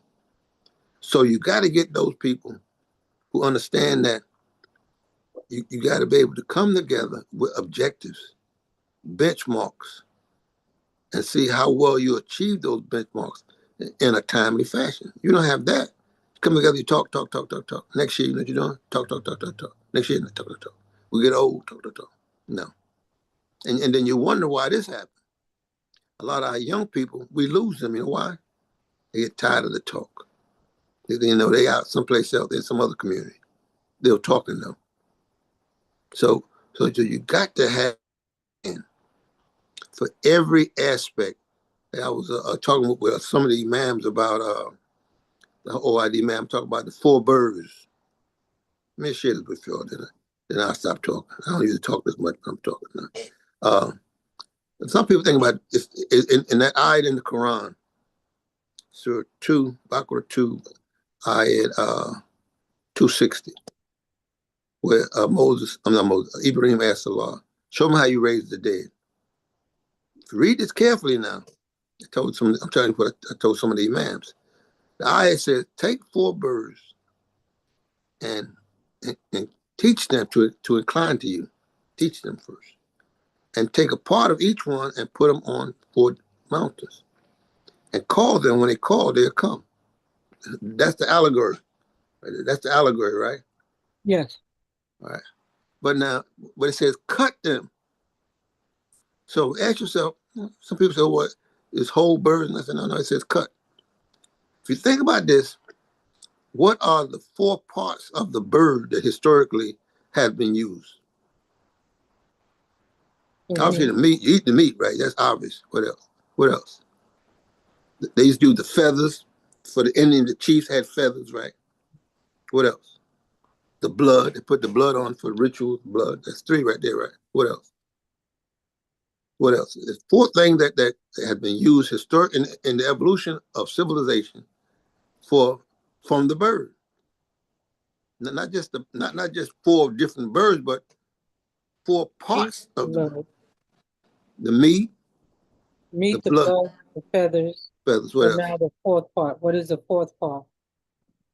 Think about it. What is the symbol of the bird in terms of freedom? Okay, the bird as a symbol. Okay, the whole bird as a symbol. Okay, we'll take that as an answer.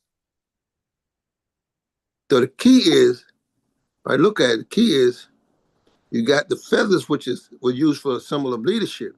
The chiefs always had more feathers than the braves. Okay. The blood was used as a sign of your achievement in that position. As they put blood on your face, whatever, right? The meat is what everybody ate. But the one that we skipped was the bone. The bones were used too. The bones were used by the medicine man to do what? To predict things, right? So it was a what? Huh? We'll go back to bone was used the bones were used to predict things. They predict things. They were used. The medicine man had the bones, right? So I'm saying all that to say, the idea that when you put all 4 together, you can fly. Think about it. Here we are. We got the bones, but we don't know how to blow on them. You see what I'm saying? The blood, yeah, we know how to put it on our face and look like a Muslim. We eat the meat, yeah, meat, we chew the cud. So my point though is that the strategy that you have is given to you right in the Quran. Why not use it? If this group here, for example, you looking at our political awareness, this is a coalition for good government, right? So that means you have to have a strategy that allow you to fly above the confusion, but at the same time know how to land and take off again. Because sometimes when you take off, it's harder than landing. You got to get the right wind. My point though is simple. I'm not getting a whole lot of symbolism, but my point is that you got to have a strategy that encompasses the essentials for establishing complete community life. If you don't have that, you're talking about the roadblocks and the minefields in every area. Because to go into the political arena without an economic plan, without an educational plan, you got to find a way to attract the next group of people, the young people, so they will pick up on the plan where you left off.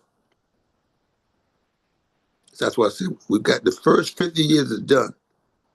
We got another 50 to be established. Okay, ma'am. I want to stop there and ask if anyone has a question or a comment, and be brief because we're coming up to the 2 hour mark, and we just want to also acknowledge veterans and Veterans Day. Yes. So we'll go with Michael Hameen and then Muhammad Sharif. Assalamu alaikum. Thank you, Imam, and thank you, MAP5. And I am a veteran. Imam, you give such practical advice. We need more of it. I see a disconnect between the people with the ability, I'll say the social activists, the ability, but I don't know what it is. Is it too big a situation and they don't have the faith? Just what is it? We have people that give so much energy to an environment that is so difficult to navigate and get things done. And we got a playing field that there's no real, other folks working in it. And just a little bit more time given to a better organization. Your thoughts on that? I remember something that Minister Malcolm, Allah be pleased and grant in paradise. He once told us that the enemy is not better than us; they're just better organized. That's why I say you got to have people who are willing to organize, and each person work in their lane. All right, we have going back to my analogy with the bird. We rely too much on people to guide us in areas that they're not skilled in. And what happened is that some people feel that they got to be all things to everybody, rather than recognize that I'm gonna stay in my lane and be supportive of other people, but I'm not gonna get in their lane. We have those. We just had the 50th anniversary, right? 50th. If we come together on those numbers, we should, for example, come together with reports. How well have we done? All right. Now, and we're not looking for a mini khutbah. No. We're looking for how well have you done in these 4 essential areas. For example, education. All right, education. All right. Now, in education, you start with what you can do. You start with daycare, for example. You got these massages that open primarily on Friday. and other, so a few of them are open for maybe some of the 5 daily prayers. If we have benchmarks, what does it take to open up a daycare? Then every masajid should be able to reach that benchmark. We have community development corporation, CDCs. Every masjid should have that, because a lot of what we want to do in our religion is not permitted in a society that is secular. It has to be done by a subsidiary, what we call a CDC, right? The imam can't do all these things. I think that our imams, if they would focus in on just teaching better, that's enough. And then encourage believers with other skills to handle the daycare, handle the CDC, encourage people to get their business around the masjid. You have some type of business association. See, these things are tangible results. We don't hold ourselves nor our leadership accountable. What have we done in 50 years? Okay, we've got 50 years celebration, but show me what we've done, right? I mean, it's the sort of thing that if you can't show me what you've done, then you need to move to the side. This might get in there. And not only that, some of us should realize. I think I was one of them. I realized, man, I'm getting too old for this stuff. They're doing it now. I'm gonna step to the side. Like I told, I said, I'm no longer the sage on the stage. I'm a guide on the side. Yeah, you could keep going that way. Keep going. All right. But I can't. My point is, you got to have realistic leadership. You got some people, they got in the same little building they was in 1970. There's no way. How can you still be there 50 years later if you got one person a month for the last 50 years? Was that you got 50 per year, 52 per year. Mm-hmm. All right, and you got 50 years. Mm-hmm. So, and we wonder why. They say, I'm gonna stop talking. They say that Islam in America has doubled. It's almost, we're into the millions now. But a lot of them, they're in the street. They're not even in any masjid. But yeah, so that's my suggestion is that hold your leadership accountable so you can show some progress. Demonstration. Now, I wrote down, you said benchmarks. Well, have a strategy, a plan, first of all. Yeah. Produce reports on how you progress, have benchmarks that you set, community development corporations. Imams can't do all things. They need to focus on teaching better, and we need to have realistic leadership. That's right. Hold each other accountable. That's Is right. there something else that I missed? No, that's enough right there. Okay. If you do that. Okay, thank you, Imam. You're welcome. Muhammad Sharif, you had a question. I just want to make I came to New York at 17 years old. And when I first heard Imam Abdul-Halim, he's talking about Imam came and he started making changes. He brought Minister Farrakhan out to Chicago, took Jeremiah Shabazz into New York, sent other people some other places. And we were part of AMCOP. And we got hardly no ministers at that time, ministers that supported what Imam was doing with AMCOP. And we had a big program. We had gone to Philadelphia, a lot of us. And Imam Abdul-Halim, he invited us to come to his house. And when he brought us there, I thought about the days Robin Hood. You saw Robin Hood, all his supporters and around him, and sitting at a big table eating and everything. That's the first thing that came to my mind. So you were a knight of the round table? No, I wasn't at round table, but I was there. Okay, Imam Abdul-Halim, he invited me to his house. Okay, alhamdulillah. And I've been listening to him ever since. And Mark, I wish, this is not a contradiction, I just wish you had made it known to us that Imam Abdul-Halim was going to be on your program, the MAP5 today. We'd have made it up to tell everybody on the planet to come here to MAP5 today. Well, we announced it last week, but we do need to, I agree with you, we do need to improve our PR, our public promotion of the program, inshallah. We do need to do that. But It's live streamed to the YouTube channel.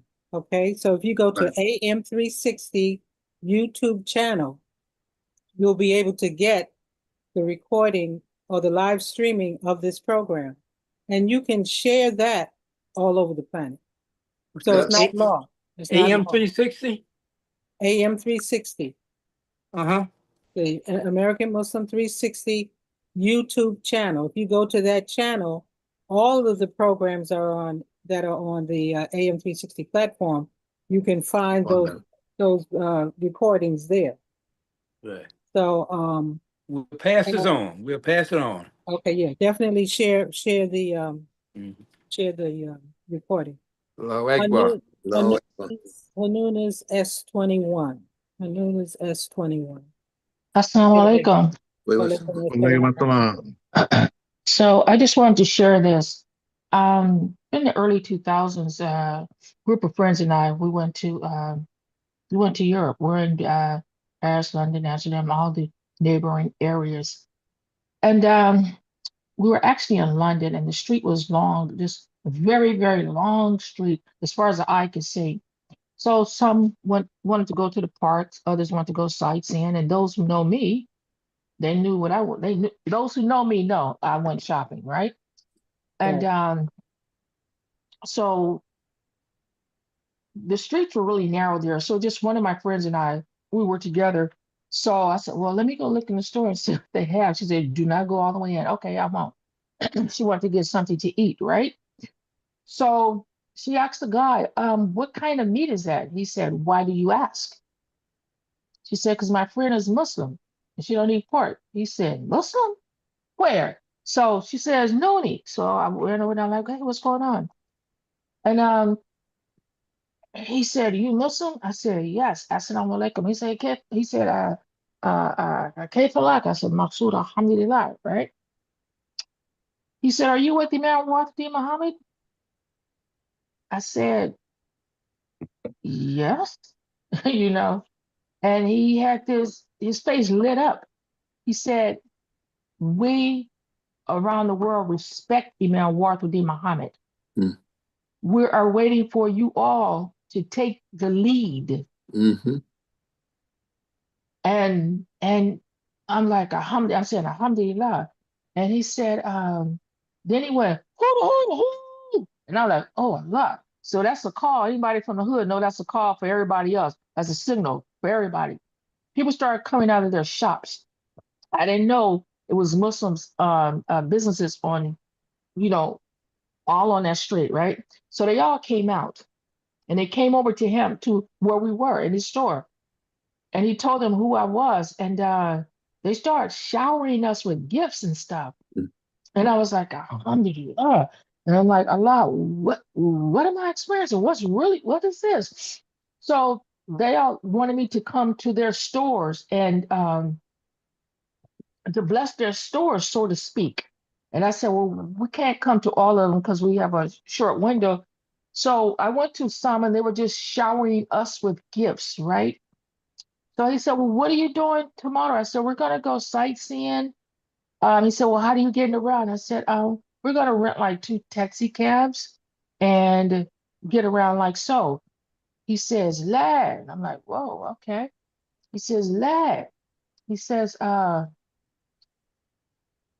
have something better. And I guess this was his son. And he told him he's going to come get you all tomorrow.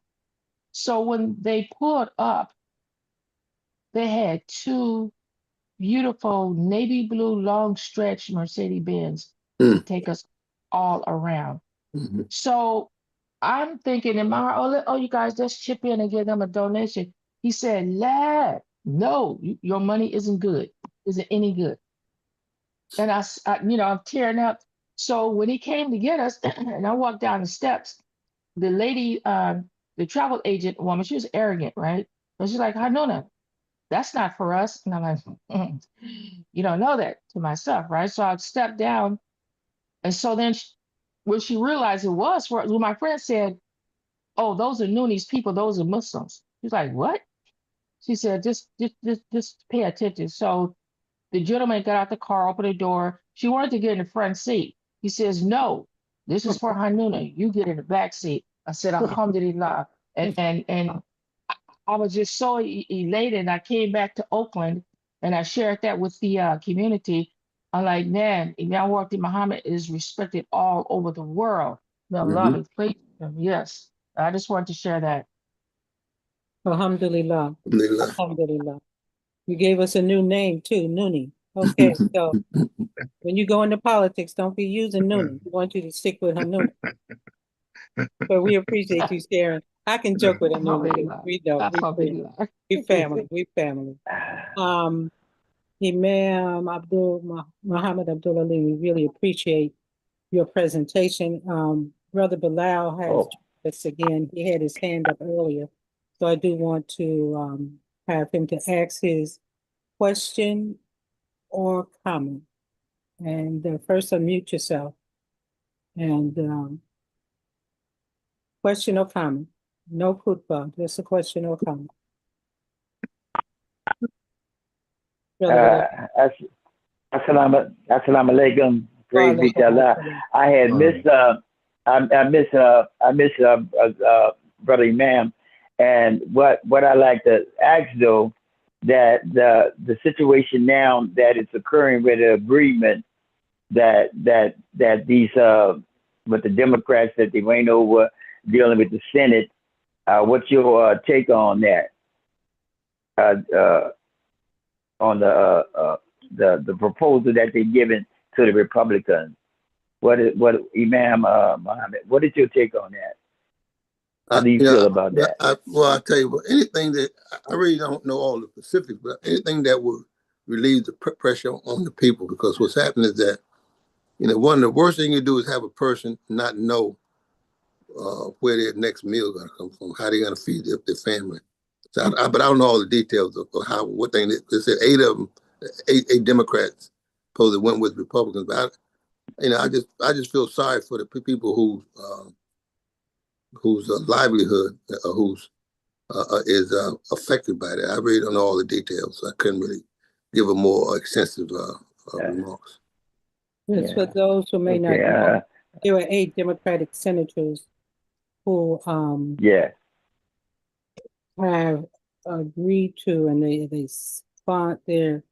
they're proposing a compromise that would allow the budget that was proposed, the continuing resolution that was proposed, to go forward or be voted on. Okay. It's a difficult situation to be in. However, it has surfaced a crack in the unity of the Democratic Party between the House of Representatives and the Senate, because the members of the House feel betrayed by the senators in going over and putting this proposal forward. So it's a situation that is unfolding. We have to see what happens. We have to see what happens. And I agree with the Imam. It's difficult when people are not having food on the table, but there have been efforts. I know I've gotten texts to make donations to different websites to be able to pass on money to the people who have been furloughed and all of that. So it's a difficult situation. And I think I agree with the Imam. It might be too early to see. I think the biggest criticism that Jeffries and others in the House of Representatives had was that they were holding out for the Republicans to change their language as far as the Affordable Care Act and extending, the benefits to people in the area of health insurance. And the Republicans were like saying, well, give us this resolution and we'll come back and we'll negotiate that. But they have not been trustworthy partners. That's the whole thing. They haven't been trustworthy partners in the way that they have governed thus far. So this is why the House, at least, did not go along with the continuing resolution budget. So we'll find out more. I think today that one headline, and I've just read the beginnings of a story, was that the representative from Arizona that Mike Johnson had not sworn in because her vote as a Democrat would affect legislation that the Republicans were trying to pass. He said he was going to swear her in today before they take a vote. And they didn't see where her vote would really tilt the decision one way or the other. So we still have to see. I don't know, Fleming, have you gotten any update on what they may be doing in the House, or any more comment from the senators or anything on this issue? Well, I've been listening so far. The issue with the young lady from Arizona, she's favoring them opening up those Epstein files, and they want to make that vote, yes. Right. So that it'll become more public, it'll be more transparent. Right. And the Speaker of the House, of course, is playing politics, trying to keep her out, not voting her in to maintain their position in order. So that is an issue. In relationship to the budget being passed going forward, I think the imams expressed a lot of our sentiment. You know, we have put together a little contingency plan here. There's so many people that are affected by not having access to food. And that's, to me, is the young criminal. People have to eat, you know, and though I agree with, I've been working as a photo act thing for some time now, but I know that's an issue because you're talking about millions of people also not being able to have affordable insurance effective on, you know, January 1. And the long plan is, of course, in January to vote again to try to make some improvement in that. I don't have a whole lot of faith in that. We'll see. Only Allah knows how this is going to turn out. But I want to say this very quick to our brother Imam. Thank you for your presentation. I was in Philadelphia in 2016 at your city hall for a meeting with Denise A. Spellberg, who wrote the book Thomas Jefferson's Quran, Islam and the Founders. And I think you were there. They asked me to represent ACG. Yeah, I remember. I think you were there. I was there. At that meeting. I organized that. Yeah, I remember. Yes, and I was blessed to be a part of that, you know, panel discussion after she made her comments. And I represent the American Coalition for Good Government. Just one of your many, many accolades that you should receive, bro. And believe it or not, I was a student for Ali Baghdadi when I lived in Chicago. So listen to your conversation brought back a whole lot of good memories, you know.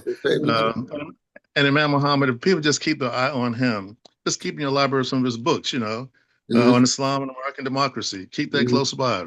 Reading is fundamental. All those books that you have in there, you should have in your library. Keep your focus on him. And the most recent one, The Treasure Under the Wall, please, brothers and sisters, you know, and make it a habit every morning. Read his tafsir after you read the Holy Quran and Imam Muhammad's, you know, biography. I'm sorry, I didn't mean to get into that kind of conversation, but thank you. That's good though, because that, you know, that's needed. I'm glad you said it. All right. See, if you don't stick, Brother Fleming, if you don't stick with what I call the directional language, see, the Imam speaks, and people, if you get his books and stuff, you got to realize, okay, where would he be at now? That was 18 years ago, right? So about 18 years ago. And the issues that have come up that you got to be able now to have digest what he said then to direct yourself and anyone else you're dealing with now. That is the big choice. Yeah. And thank you, Brother Fleming. And thank you, Brother Bilal, for the question, and Brother Fleming for your additional comments. It has been a pleasure having Imam Muhammad Abdul Alim. There was one request from Brother Michael Hameen in the chat that we have him back, and I certainly hope to have Imam Muhammad Abdul Alim back whenever he wants to come back. Whenever he feels there's a need or any issue that comes up that we should be working on, but to continue this conversation from today. And I know that Fleming and Cheryl and we've talked about having some kind of strategy solution meeting. So inshallah, we certainly would appreciate his participation on that. But before we go, I know we were late in getting started for technical difficulties. Before we go, we want to definitely make sure that we acknowledge. I would like for anyone who is in the audience with us now who is a veteran to just raise your hand so we see how many veterans we might have in the office. I think Brother Michael said he was one. Anyone else who is a veteran?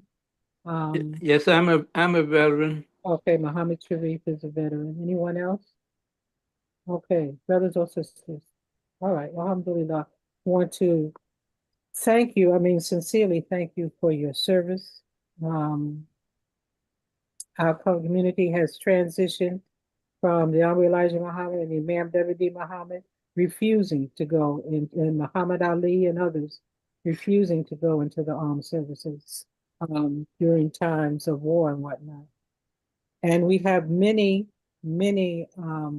Muslim soldiers, armed service personnel, who through the years from probably during and after the Vietnam War, who have entered the service. One quick question to Michael Hamid. What prompted you, in as short a form as you can, no more than 3 sentences, what prompted you to go into the service? I joined the Navy in 1965 to stay out of the jungles of Vietnam. They were drafting a lot of neighborhood folks were going in, Mm-hmm. and I wanted to stay out of the jungle with my flat feet, Okay, and that was it. okay. Brother Michael is always analyzing, and we came to that. That was a smart decision. Muhammad Sharif, what made you sign up? You have to unmute yourself. Muhammad Sharif, can you unmute yourself? I know sometimes you have difficulty doing that. Well, anyway, if you can unmute yourself before we leave, we'll get that from you. But I want to sincerely thank you and all of those who are believers, Muslim believers who have served in the armed services previously, and those who are in the services now, who are enlisted right now, whether it's the military branches or whether it is the National Guard, all of those services, we really appreciate what you have done. So, Muhammad Sharif, what motivated you to join the service? Well, when I was about 13 years old, I moved from house to the project. And this family, they had about 9 or 10 children. And there's one brother, he's always here, wait till my brother come home. Wait till my brother come home. Boy, he came home that Marine dress uniform, I was sold. And then another family came from California. It came to Alabama. And the oldest brother, at the 11th grade, he dropped out and went to the Marines.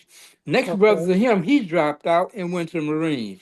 So I was set on it. Then I came to New York. I told my girlfriend, I said, I'm going to go to the Marines. And I went to join that morning. I knew I wasn't going to the Navy. I said, no, not the Army. Then I thought about the Air Force. And the recruiter said, you can travel and go to school. Right then, I changed my mind. From the Marines, I went to the Air Force. Okay, so we have a Navy man and we have an Air Force man. Sister Amatullah, I don't think you were in the service, but you got your hand up, so you can unmute yourself. Were you in the service? No, assalamu alaikum, everyone. No, I was Walaikum just assalam. trying to come on after you got through with the people with the service. Okay, Just to let people know or remind people of an event that was going on this weekend in Chicago, if anybody was in the Midwest area. So, okay, what's the event? well, it's a group of people that combining some people from the Nation of Islam and from Imam W.D. Muhammad's community, and they are trying to establish what would be considered to be new African principles, do for self, and so on. And so they're kicking off this event with Saturday, Do for Self Community Development Corp. That's what they name themselves, and it's a little bit too much to go through right now, but the corporation Do is you have a trying. link? Do you have a link, Amatullah? Oh, You can put the link in the chat so people can get it if you'd like to. okay. Let me see. Can I share it? Let's see here.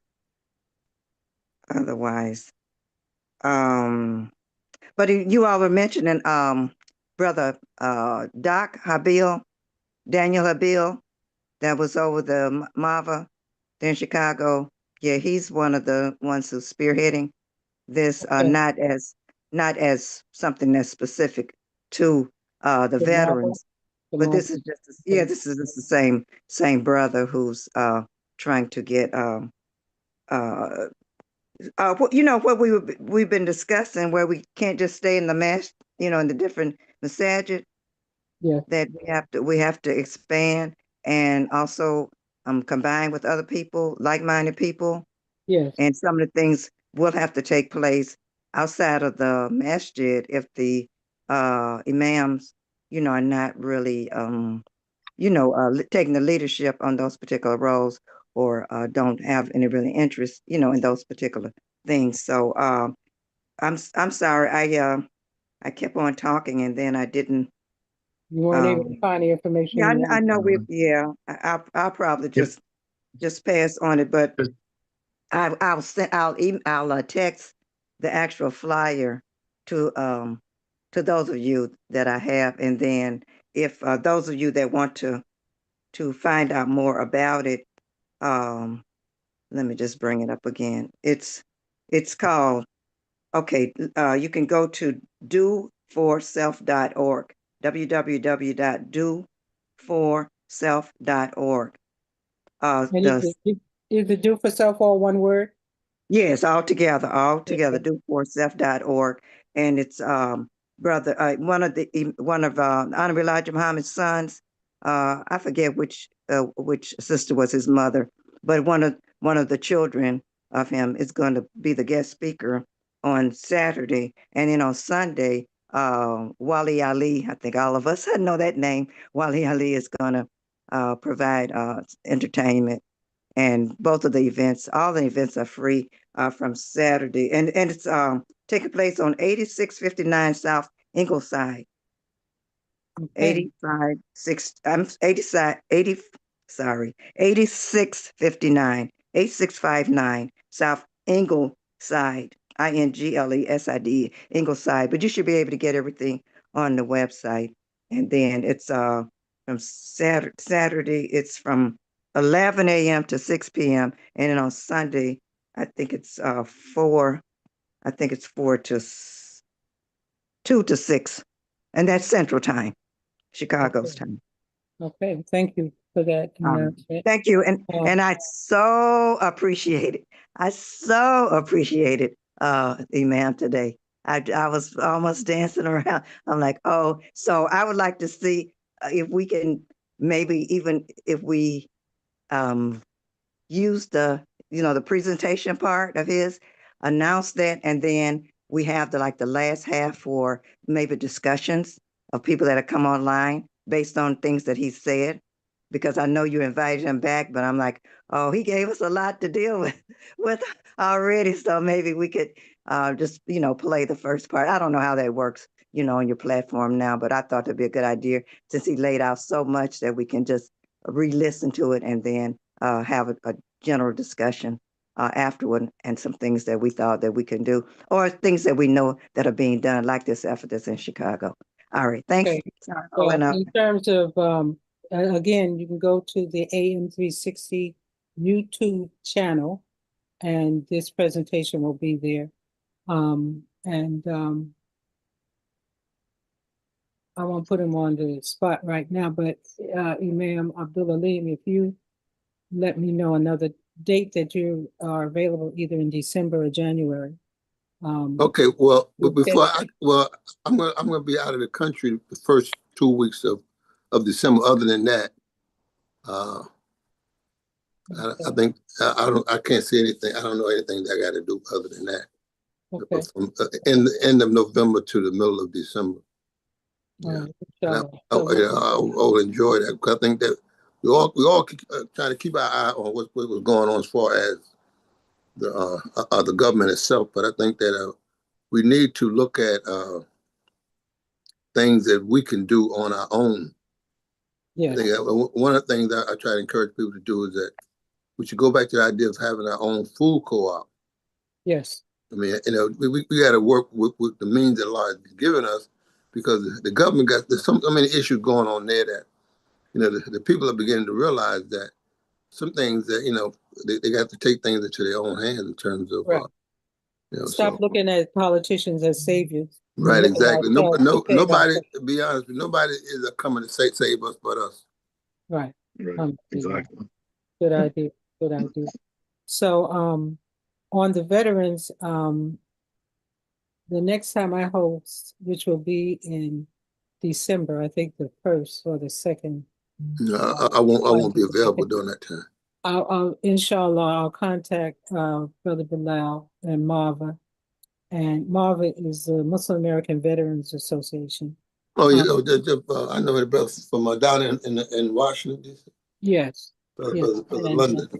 Yeah, to make sure that we get a full program in for the Muslim veterans, because there are a lot of issues that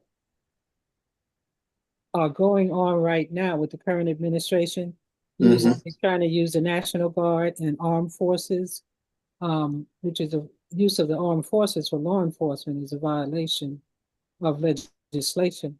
And there have been a lot of lawsuits filed on that. And so I think one program just dedicated to veterans and those who are serving now will be in order, inshallah.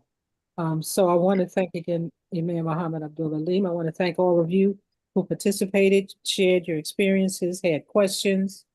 If you have follow-up questions or comments that you would like to have us look over, you can, I'll put my email in the chat. You can drop me an email. I can't make any promises on how soon I'll get back to you, because I get so many emails, but I will try to respond to everyone. But things that you would like to see in terms of MAP5 programming and follow up with Imam Abdul Alim, inshallah, you can send me that. I guess I should put whose email it is, so you will know. Just go to the chat and it's there now, negotiate88@gmail.com. And inshallah, we want to wish all of you a safe and an impactful Veterans Day tomorrow. All of our veterans, we wish you well and your family that has been impacted by your service, of sure. And thank all of you for joining the program. And Brother Fleming, do you have any final comment? And then I'd like to ask Imam Muhammad Abdul Alim to close out for us with a dua. But Brother Fleming, do you have any final comment? Just one 10-second comment. Put me on the clock right now.